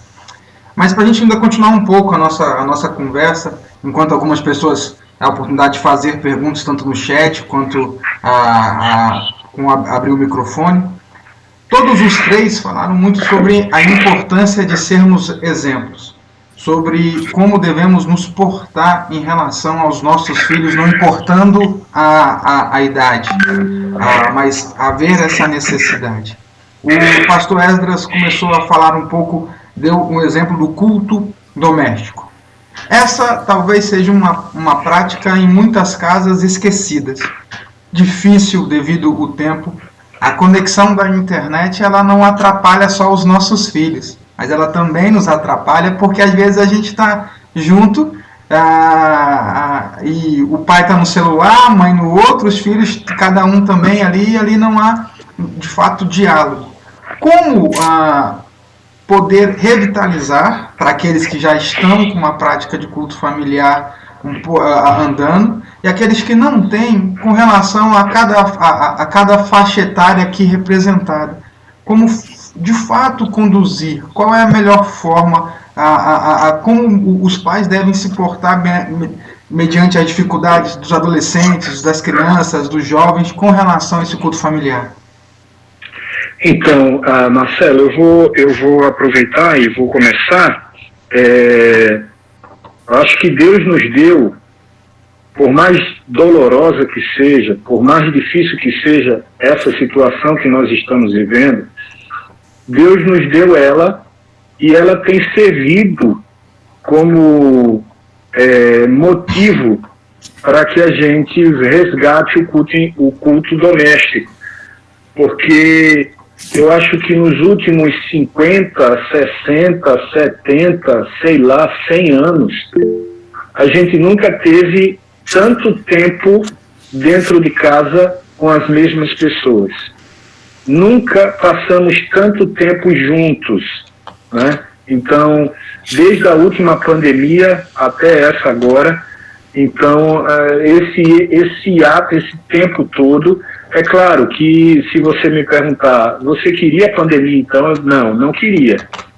Mas eu acho que Deus às vezes permite que coisas aconteçam para a gente despertar. Eu acho, pelo que eu tenho recebido, né, de feedback das pessoas e o que eu tenho visto, né, nas lives que eu estou participando e fazendo, que muitos pais conseguiram voltar a fazer o culto doméstico e foram impulsionados. Então eu vejo que até mesmo nas coisas difíceis da vida, Deus nos impulsiona a fazer aquilo que nunca deveríamos ter deixado de fazer, que é o nosso culto doméstico. Então, assim, motivos há de sobra. Agora é aquela questão, essa semana eu fiz muitas devocionais no colégio em cima do texto de Mateus, capítulo 6, do verso 25 até o verso 34, e no verso 32, 33 diz assim: buscar em primeiro lugar o seu reino e a sua justiça, e todas as demais coisas vos serão acrescentadas. Quando a gente entende, né, o poder, quando a gente entende o que significa buscar Deus em primeiro lugar, no sentido de buscar o seu reino e sua justiça, a gente tem motivo suficiente para juntar a família e em 15 minutos, 10 minutos ou talvez até 5 minutos a gente fazer o nosso culto doméstico. Aqui em casa, por exemplo, nesse último mês de agosto, nós começamos a ter esse culto, são 15 minutos, é rapidinho, no livro de Provérbios. Então estamos seguindo todo o livro de Provérbios, já estamos no capítulo 14, 15, porque a gente não lê todo o capítulo, a gente lê 2, 3, 4 versículos por dia, e a gente já está aí na metade do capítulo 15, e tem sido uma bênção. Então, assim, eu acho que se a gente entender que a nossa prioridade é Deus, o seu reino, a sua justiça, a gente não precisa de outro combustível não, viu, Marcelo? Esse combustível já é suficiente para a gente entender que o culto doméstico e todos os outros meios de graça, oração, leitura bíblica, enfim, todos os outros meios de graça são suficientes para a gente buscar o culto doméstico, o culto presencial, o culto online, ou a nossa intimidade com Deus. Sem querer ser pragmático, eu vou deixar de uma forma aqui agora resumida, já que eu concordo tudo com o Zé falou, né? Então eu não vou repetir. No nosso caso, eu diria assim, quando você tem filho adolescente, não temas. E seja ousado. Não temos. Você vai ter que ter... Por todo início é complexo, é delicado, se não tem um exercício rotineiro disso. Surgirão dilemas, surgirão tentativas de impedimento disso acontecer. Não temos. Mas quando você vai criar uma nova rotina, quando você vai estabelecer um novo padrão de caminhada cultural, familiar, a melhor palavra que eu ouvi foi justamente essa: não temas e seja ousado. Ousado em que sentido? Bom, aí eu colocaria, mas eu não sei por onde começar, o que eu deveria fazer? Bom, pega uma rotina simples, comece orando, leia um texto bíblico, se possível, cante louvores, ouça os motivos de oração que estão ali e pronto, finalize. Mas existem também bons recursos já disponíveis ali, se você não tem aquela dinâmica de ler o texto e explicar cotidianamente, que facilitam. São devocionais prontas, né? Eu diria que você pode começar por elas, mas depois você pode desenvolver a sua medida que vai crescendo no culto doméstico. Mas no primeiro momento, procure devocionais bíblicas prontas que falam da Bíblia. E eu vou repetir, que falam da Bíblia, porque tem muitas devocionais bíblicas aí que são experiências pessoais, mas peguem textos que realmente, eu vou dar uma dica, a Editora Fiel tem produzido aí as devocionais de Spurgeon, eles mandam para o seu celular em formato aí, pelo seu WhatsApp, se você fizer o cadastro lá no site, é só entrar e fazer o cadastro todo dia. Cada dia também, né? Cada dia outra ferramenta que você pode ter em sua mão. Eu estou falando, você pode usar tecnologia, pode comprar, ter em sua mão, mas que sejam devocionais que realmente compartilhem as escrituras. Porque tem muita coisa ruim nesse mundo gospel nosso aí, né? Então, se tiver dúvida com relação a isso, converse com o seu pastor. Me dá uma dica aí, pastor, uma literatura boa para a gente começar aquele momento devocional. Tenho certeza que ele vai, por amor a você e a sua família, vai te ajudar a escolher algumas direções muito positivas aí, certo? E não esqueça, tem que ter oração, tem que ter ali leitura bíblica e meditação, e canções que expressam sua alegria e seu louvor por Deus. Coisas de 5 a 10 minutos você faz dentro. Não é um negócio que vai consumir o seu dia todo. Aqui em casa, com muita luta, a gente criou uma cultura, com muita luta. Isso eu digo porque os meus filhos são pequenos, eles estão mudando de fase. E para mim não é muito aceitável ficar simplesmente pegando os textos mais elementares e começar a ler com eles ali as historinhas bíblicas, porque eu falo, lá vai eu de novo. Sendo que na mesa tem adultos. Mas assim, isso vai formando a nossa mentalidade também no processo de aculturação e de representação do Evangelho. E hoje já virou ritmo. Você sabe escovar dente porque um dia você começou. E se você nunca tivesse começado, você teria dificuldade de fazer naturalmente aquele mesmo balanço ali. Se tornará natural para você um dia, mas tem que começar, então não temas, seja ousado. Vamos lá. Sem acrescentar nada, esses caras já falaram tudo. Então, Ei, Marcelo. Então, agora fazer uma pergunta focada mais para a gente terminar o nosso encontro, focado mais para cada área. Primeiro, para o reverendo Zé Roberto, eu vou te fazer uma pergunta pessoal que eu acho que pode ser a dificuldade de muitos homens. Eu tenho uma menina de 3 anos de idade. Na minha cabeça, eu sempre coloquei assim, não, a hora que eu vou atuar como um educador da minha filha espiritual, que eu vou contar a história, quando tiver 5, 6 anos, que aí eu vou falar sobre história. Mas até que um tempo a minha esposa sempre conta histórias para ela, e aí ela pediu, pai, conta uma história. Eu falei, mas como é que eu vou contar história? Eu não tenho dinâmica, eu não sei, uma menina de 3 anos, tudo. Aí eu conversei com um amigo meu, da nossa igreja, o Marley, ele me deu algumas orientações, a qual eu tenho tentado praticar. Mas eu gostaria também de ter essa orientação do senhor, quem sabe algum problema para muitos outros. Como nós homens, que às vezes acho que a parte infantil a gente acaba deixando, nós terceirizamos para nossas esposas mesmo, deixamos, não, essa parte ela cuida, eu quando tiver mais velho vou cuidar. Pronto, então você já pegou e já identificou o problema, né? O problema nosso é que a gente terceirizou um trabalho que é dos dois, tanto do pai como da mãe. Existe um mito dentro das nossas igrejas de que o trabalho infantil é um trabalho para a mãe, quando na realidade não é. É um trabalho para os dois, tanto o pai quanto a mãe, né? Tanto que isso reverbera de forma tão profunda, tão intensa, que ainda hoje 80%, 70%, quiçá 90% das pessoas que trabalham no departamento infantil são mulheres.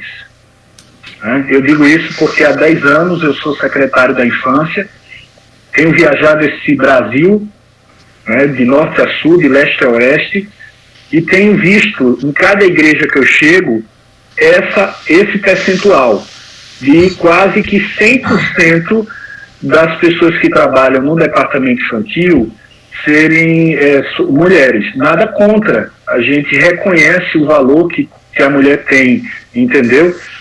Contudo, eu acho que essa situação, quando ela é feita de forma involuntária, já é um erro. Imagina quando ela é feita de forma voluntária. O homem chega e diz assim, eu quero abrir mão disso aí. Você está abrindo mão do maior privilégio que Deus lhe deu.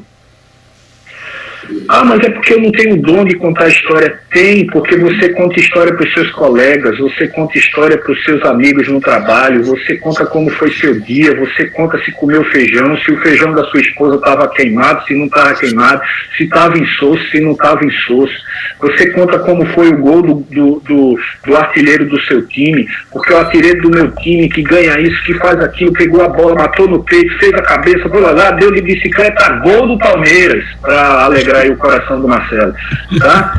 Então, assim, isso é um mito, isso é uma mentira que colocaram na nossa cabeça dizendo que a gente não sabe contar história. Todo mundo sabe contar uma história. Todo mundo sabe contar uma história. Pequena, curta, todo mundo sabe contar uma história. Então, assim, o que a gente precisa é realmente assumir a nossa postura de pai, de educador e de contador de história também. E olhar e dizer assim, isso não é bicho de 7 cabeças, pelo contrário, é o tempo de privilégio, é um tempo de,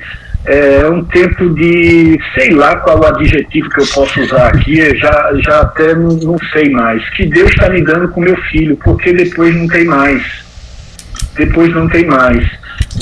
O Wesley contou muitas histórias, eu quero contar só uma aqui, entendeu? Que a gente reconhece isso, depois a gente não tem mais. eu estou na Secretaria da Infância há 10 anos, né? Completei, na realidade, agora em julho, 10 anos que eu fui eleito pela primeira vez lá no Supremo Conselho de Curitiba, né? Meu filho, Pedro, hoje ele está com 13, mas na época ele tinha 5 ou 6, era Dia dos Pais, e eu fiquei em casa. E geralmente ele não me via em casa no final de semana, porque estão aqui outros 2 secretários, né, que não me deixa mentir, que logo no início, quando você entra, né, os primeiros anos de secretaria é muito intenso. Você quer mostrar serviço, você tem muita demanda, então você não recusa uma agenda sequer. Se possível, você faz 3, 4 no mesmo dia, né? Aproveita que está ali naquela cidade, vai em 3, 4 igrejas, passa ali, fala, sai para outra, vai correndo, né? E aí ele ficou surpreso quando ele chegou da escola na sexta-feira, né? Não era Dia dos Pais ainda, Dia dos Pais era só no domingo, mas ele chegou na sexta-feira e na hora do almoço, quando ele chegava, eu já não estava mais, porque eu viajava logo cedo. E aí, quando ele me viu sentado no sofá, ele correu alegre e disse: papai, o senhor não viajou? Eu disse: não. Aí ele fez: eu tenho então um presente para o senhor. Eu fiz no colégio. Aí ele mostrou um cartãozinho pequenininho que ele fez no colégio, bem mal desenhado, né? Porque criança, 5 anos, 6 anos, era aquele palitinho, né? A cabeça redonda e o palitinho, os bracinhos, era... Mas foi você que não compreendeu, era o Rembrandt. Então, ele desenhou aquilo ali e disse assim: papai, eu te amo. E até aí tudo bem. Mas aí eu vi lá embaixo, bem pequenininho, alguma coisa escrita que não estava tão grande como o papai, eu te amo. Mas não deixou de chamar a minha atenção. E aí eu peguei, coloquei o óculos, né? Porque eu já estava... com problema na visão, né, problema de vista, né, assim, de velhice. Então, quando eu vi, estava bem pequenininho lá embaixo escrito assim: papai, não viaja mais. Papai, não viaja mais. E eu tive que parar, respirar, né, entender tudo aquilo ali, sentar com ele, mesmo com 6 anos de idade, 5, 6 anos de idade, falar, mas aquilo ali mexeu tanto comigo que mexeu com toda a minha agenda. E a partir daquele momento eu comecei a flexibilizar um pouco a minha agenda para poder ficar um final de semana com ele, porque depois a segunda pergunta que ele me fez foi: papai, o senhor é pastor mesmo? Eu disse: meu filho, porque você não sabe que eu sou pastor? Eu disse: não, papai, é porque só quem me leva para a igreja é mamãe. Aí eu disse: opa. Então, queridos, é isso. A gente tem que assumir nosso compromisso e nossa postura de pai, né? E como pai, a gente tem que estar presente para trocar a fralda, para fazer a mamadeira, para ensinar, para disciplinar, mas também para contar uma história. Mesmo que você não tenha os trejeitos que sua esposa tem, porque eu sei que eu não tenho os trejeitos que minha esposa tem e a facilidade que ela tem para contar uma história. Mas eu vou lá e me arrisco, porque eu gosto de contar a história para os meus amigos, porque eu não conto para os meus filhos, ainda mais quando essa história é de Deus e é de Cristo. Amém. Legal. Pastor Edwards, com relação aos jovens... Os jovens me falei. Perdão, adolescentes.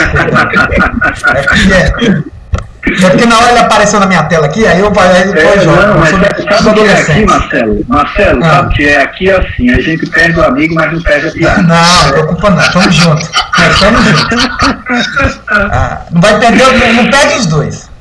É verdade. Pastor Edson, é o seguinte, com relação aos adolescentes, a pergunta que eu tenho a lhe fazer é: como nós, pais de adolescentes, podemos fazer para de fato ter uma vida de oração com os nossos adolescentes? Pois às vezes é fácil orar quando criança, porque eu, como pai, não preciso contar os meus problemas para o meu filho, eu apenas oro por eles. Mas quando começa a adolescência, há a compreensão do que acontece na vida dos pais. Então, como eu orar verdadeiramente, pedindo para que meu filho ore por mim também, sendo de fato uma oração, uma vivência em oração. Assim como ele também cresce, nós também precisamos crescer nesse processo. Eu entendo que a primeira, talvez, forma de fazer isso, Marcelo, ou caros queridos aqui da UPH também, e da SAF, eu já vi algumas mulheres, naquela seguinte afirmação: você precisa estar com ele. E eu vou explicar o que significa isso. Estar com ele não no sentido apenas físico. Eu me lembro da história de Jó. Jó me deixou um exemplo fantástico, porque mesmo não estando nas festas dos filhos, ele estava com os filhos. E ele fazia questão de, quando, mesmo no final das festas, interceder pelos filhos. E olha que os filhos já eram casados, né? Eles já estavam lá festejando, já eram famílias organizadas, mas ele estava ali intercedendo. Isso demonstra que durante a vida dele ele fez isso pelos filhos. Estar com os filhos não é só sentar ao lado dele e orar para que ele ouça essa oração. Isso é importante, com certeza. Mas estar com os filhos é também dar a ele a oportunidade de ouvir e de entender o que se passa no seu coração. É claro que eu não estou dizendo com isso que você vai ter que ser o amiguinho dele. Você é pai, você é mãe. Você tem que ser pai e mãe. O amiguinho das mesmas relações, das mesmas aflições, das mesmas, quem sabe até dos mesmos questionamentos. Eu sei que a gente vive numa cultura que é totalmente contrária do que isso que eu estou dizendo. Ele vai dizer que você é o amiguinho dele. Então a gente vê um marmanjo aí de 40 anos de bermudão, não que seja errado andar de bermuda, mas querendo ficar igual a ele, penteando e fazendo tudo o que ele faz, e andando nos mesmos lugares e tal, tentando se relacionar. Isso é estar com? Para mim, não. Estar com, pelo menos quando a gente olha nas escrituras, é ele poder ler o que passa no seu coração, sabendo quem você é, e confiar nisso. Então, se ele vai ler e confiar, ele tem que enxergar você como um pai que se preocupa, um pai que ama de verdade, e um pai que vai abrir o coração para dizer as razões pelas quais ele está orando ali com ele, revelando quem ele é, ao mesmo tempo dando a oportunidade do filho dizer assim: eu nunca orei pelo meu pai nesse aspecto, eu vou orar pelo meu pai nesse aspecto, porque ele está sendo sincero comigo, ele é meu pai, e eu sei que ele me ama, porque senão ele não estava nem abrindo o coração a respeito disso. E nós vivemos uma cultura que a gente fecha. Qual de nós aqui vai poder dizer que ouviu todos os dias o pai chegar para você e dizer assim: meu filho, eu te amo? É muito difícil. Talvez poucos aqui vão poder levantar a mão e dizer assim: não, eu ouvi isso do meu pai. Eu ouvi todos os dias da minha vida. A gente não abre o coração, a gente não está com eles, a gente simplesmente ordena, diz o que se deve fazer, e até nas nossas orações a gente acaba ordenando a bênção do Senhor, querendo que não seja ordenado sobre a vida dele. Mas não deixa, assim, a oportunidade, um coração aberto, para que ele te entenda também e perceba que você é um herói, mas um herói com falhas, que também carece da mesma graça que ele também carece, que é Deus. E quando você está com ele, ele percebe isso. Então, estar com ele nesse sentido é necessário para. Eu entendo que deva ser assim, tá, Marcelo? Eu termino dizendo: estar com ele é necessário. Então, quando tiver tempo de oportunidade de orar com ele, esteja com ele presencialmente. Mas esteja com ele por inteiro. Teu coração ali aberto. Meu filho, eu queria orar. Separa, se você tem 2, 3, não faz junto, não. Tenha a oportunidade de separá-los. Você sabe a hora que cada um está ali. Você percebe. Você entende o melhor tempo. Vem cá. Ah, não, pai, não, estou assistindo, não, vem cá. Eu sei que você pode tirar desse tempo aqui. Eu quero muito conversar contigo. Ele vai espantar, te confesso. Por ser um adolescente, ele vai espantar, mas ele vai entender que você o respeita também, de certa forma, e coloca numa posição que ele jamais imaginou que poderia estar, porque o pai está abrindo o coração para ele. Isso é extremamente relevante para uma caminhada de confiança, de reciprocidade, de amor, de manifestação de amor. Estar com ele é super necessário. Eu tive o privilégio de ouvir isso algumas vezes, não vou dizer que são todas as vezes, de papai e de mamãe. Isso me fez tão bem, formou, modelou e ajudou a modelar parte desse caráter que eu sei que Cristo usou eles na minha vida para fazer isso, né? Presbítero Alexandre, a nossa última pergunta da noite: como nós pais podemos continuar ou podemos ser influenciadores, nossos filhos jovens, apesar da avalanche de influências, vamos colocar assim, do mundo externo dos nossos lares? Olha, tem uma...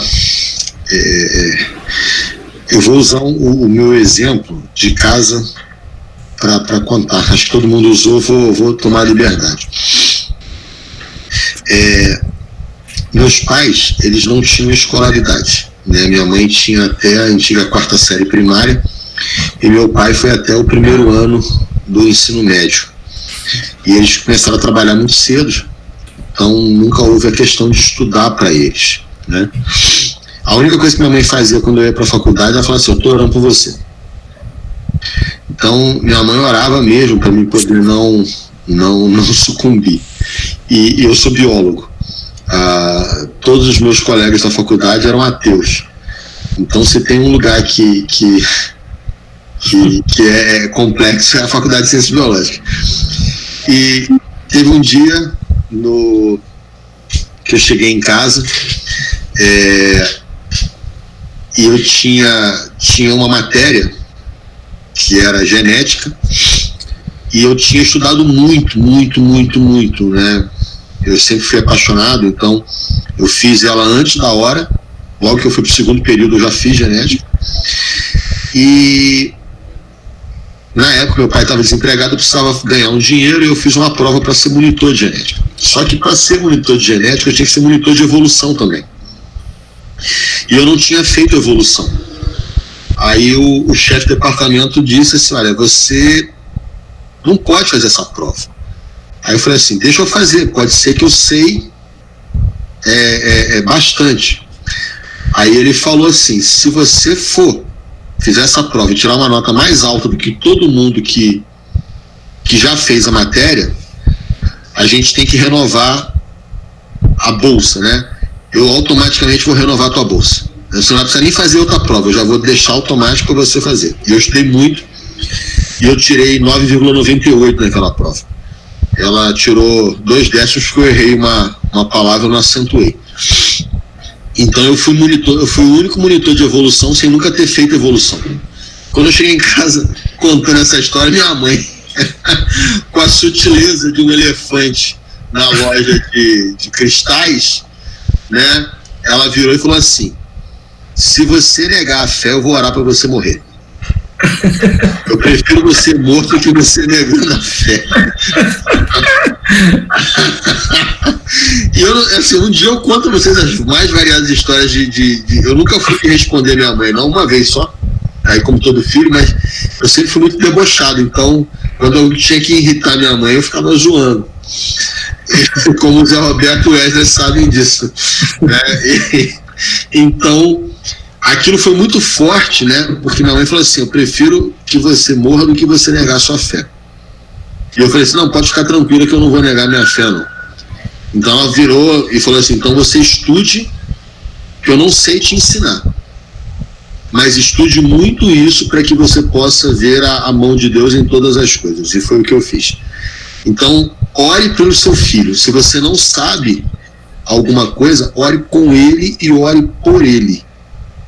Seu filho saiu de madrugada para ir numa festa que você ficou titubeando se ia deixar ou não, não durma enquanto ele não chegar. Ore pelo seu filho, bota o joelho do lado da cama e clame ao Senhor pela vida dele, porque existem alguns limites também nossos e limites de responsabilidade.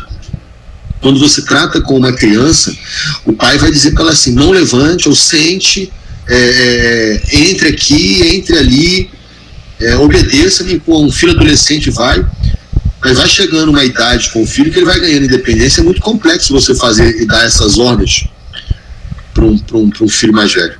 Então o limite é a oração, né? Ore muito, né? Interceda pelos seus filhos, gaste tempo, porque vai ter o tempo, né, dele, vai ser pai e vai começar a entender muitas coisas. Eu entendo muitas coisas hoje que eu não entendia. Então, como pai de jovens, eu entendo hoje coisas E a minha casa virou um laboratório, né? Tudo que eu bolo diferente na Confederação Nacional de Mocidade já foi aplicado aqui em casa. Então, essas garotas aqui, cara, acho que não tem nenhum normal aqui dentro dessa casa. Porque isso aqui é igual um laboratório Butantan. A gente só vai fazer experiências assim controladas, né? Às vezes não são experiências randomizadas, então sai um para um lado, dá defeito no outro, mas a gente vai andando. Então, graças a Deus, né, minhas filhas são crentes, a minha esposa, a gente já está junto há mais de 30 anos, minha namorada desde a época da adolescência. Então eu tento que elas vejam que eu sou um bom pai, né, que eu oro com elas, que eu leio a Bíblia, ensino. Quando eu vejo alguma coisa, com a Bíblia aberta. Não adianta você chamar a atenção do seu filho por opinião própria, né? Abra a Bíblia e mostra. Se você não sabe, vai estudar. Eu acho que está na hora dos pais acordarem e começarem a estudar. A igreja não pode ser a fonte primária de ensino bíblico da nossa casa. Isso é muito sério. Isso é muito sério. Estamos terceirizando para a escola dominical ensinar os nossos filhos, estamos terceirizando o culto jovem, estamos terceirizando o culto da UPA para que os nossos filhos aprendam Bíblia. Bíblia se aprende com pai e mãe. Bíblia se aprende em casa. Amém. Cristã se aprende em casa. Se você não sabe, vai estudar. Em nome de Jesus, desliga a televisão, desliga a novela, desliga o noticiário, porque às vezes são notícias que não levam a lugar nenhum. Senta para ler a Bíblia, estudar a Bíblia, para você ensinar para o seu filho. Desliga o Palmeiras. Oi? Desliga o Palmeiras. Desliga o Palmeiras. Depois você entra na internet e vê quando foi o jogo. Daqui a pouco Mas são coisas que a gente tem que entender. Você tem que gastar tempo. Sabe? Não sei se vocês já ouviram falar, existe uma filósofa americana chamada Judy Butler. Judith. A Judy Butler é a maior lançar as bases porque a gente chama de ideologia de gênero. Judith Butler, isso. Judith, né? Judith. É inglês, mas você espera ele falar, deixa ele falar. Eu fui aqui em São Paulo, eu fui assistir essa mulher falando. Olha, gente, eu falo pra vocês, cara, me deu até vontade de pedir um autógrafo ela depois. Se essa pessoa impacta alguém que tem uma formulação, e eu me considero com uma certa formulação sólida, teológica, o que essa mulher não está fazendo na mente de muita gente? Então, como que você vai combater isso? Você combate com a verdade, com a palavra de Deus. A gente abre a Bíblia e o Espírito Santo vai tocar na mente desse jovem, desse adolescente, dessa criança, e vai esclarecer. Mas eu preciso que a palavra esteja lá na mente dela. E se eu não falei da Bíblia para ela, essa palavra não está lá. E olha, ela fica, os meninos sabem disso, como capelães, eles sabem disso. Essas crianças ficam 30 horas por semana na escola e 1 hora por semana na escola dominical. Você acha que tem como combater, tem como brigar? Não tem. Não tem. E nós estamos falando aqui de 2 capelães de uma escola cristã. E ainda assim, esses caras estão com o cabelo branco porque o que eles veem durante a semana na escola é para deixar a gente assim. Tem hora que eu não sei como é que esses caras estão de pé. Para mim, eu já tinha chorado, desabado há muito tempo. Porque tem hora que a batalha ela é desleal. Então, pais, assumam. Maridos, principalmente, já que nós estamos aqui com o PH, maridos, assumam que você é o sacerdote da casa. Quem puxa a oração é você, quem puxa a leitura bíblica é você, quem puxa o time para ir para a igreja é você, quem é o primeiro a chamar a galera, vamos levantar cedo para poder, o café já está pronto, vamos levantar para a gente não atrasar para a igreja, o homem, esse papel é masculino e que não pode ser aberto mão dele. Amém. Agradeço a participação dos senhores. Deus continue abençoando, dotando os senhores de conhecimento, de amor, de fé a Ele. Agradeço a participação aqui de todos. Nós ficamos aqui até 10 horas ouvindo. Já agradeço mesmo. Vou pedir ao nosso reverendo Esdras que faça uma oração encerrando. e que Deus continue a abençoar. Amém. Eu vou lhes dizer, Marcelo, que nós estamos com 1 hora de crédito, tá? Já tem 2 eventos já registrados, então não precisa convidar, não. Já temos 1 hora mais de crédito aqui. Preocupa não, pai. Ah, meu Deus do céu. Tô brincando. Preocupa não. Mas eu vou dizer, evento feito esse aqui, para juntar os três desse assunto tão maravilhoso, é o primeiro que você vai ter. Vai até replicar depois. Nós agradecemos. Eu sei que a gratidão no coração do Zé, minha, e do Alexandre também são as mesmas. O privilégio de poder compartilhar a verdade e amor, isso nos motiva. Né? A gente faz isso não por finalidade, por função que Deus nos deu, mas a gente faz isso porque Deus tem colocado como prazer da nossa história. Então, brigadão pela oportunidade, tá bom? Vamos falar com Deus? Pai, muito obrigado por esse tempo precioso, tempo de aprendizado, tempo de crescimento. Queremos muito agradecer porque, de alguma forma, cremos que o Senhor pode utilizar estas boas conversas, até as ideias que aqui foram compartilhadas, para mover os corações, para nos impulsionar nessa direção em que a nossa vida, como líder do lar, seja homem ou mulher, realmente reflita a fé em Cristo Jesus, a fé em Ti, Senhor, a fé que pode ser apontada e direcionada na vida dos nossos filhos. Queremos muito, ó Pai, que eles Te conheçam, que eles Te temam, que eles Te reverenciem como sendo o único Senhor e Salvador de suas histórias. Por eles nós oramos, por eles nós suplicamos a Tua misericórdia, a Tua bondade. Estenda a Tua boa mão, ó Pai, e alcance os nossos filhos por testemunho também das nossas vidas. Sejamos exemplos, sejamos instrumentos da manifestação da Tua graça na vida deles. Permita que eles venham andar por distâncias ou lugares que mais ainda se afastem de Ti e percam a direção. Tem misericórdia, Senhor. Nosso desejo é vê-los, sim, bem encaminhados, crescendo, sendo disciplinados e direcionados pela Tua poderosa palavra. Nos usa, Pai, como instrumento da Tua graça na vida deles. Esse é o nosso desejo, essa é a nossa oração. Eu Te agradeço pela vida de cada um dos Teus filhos que aqui se encontraram conosco esta noite. Continue abençoando o trabalho da UPH, tão bem feito e tem sido executado semana após semana, aí da 406 Norte, Pai. Continua abençoando esse ministério nosso, tem alcançado o nosso presbitério também. Nós Te louvamos por isso, pelas vidas alcançadas e transformadas pela Tua verdade. Em nome de Jesus, nós agradecemos por essa oportunidade. Faço isso aqui em nome também de Alexandre, de Zé. Te agradecemos pela oportunidade de compartilhar a verdade em amor. Em Cristo Jesus nós agradecemos. Amém.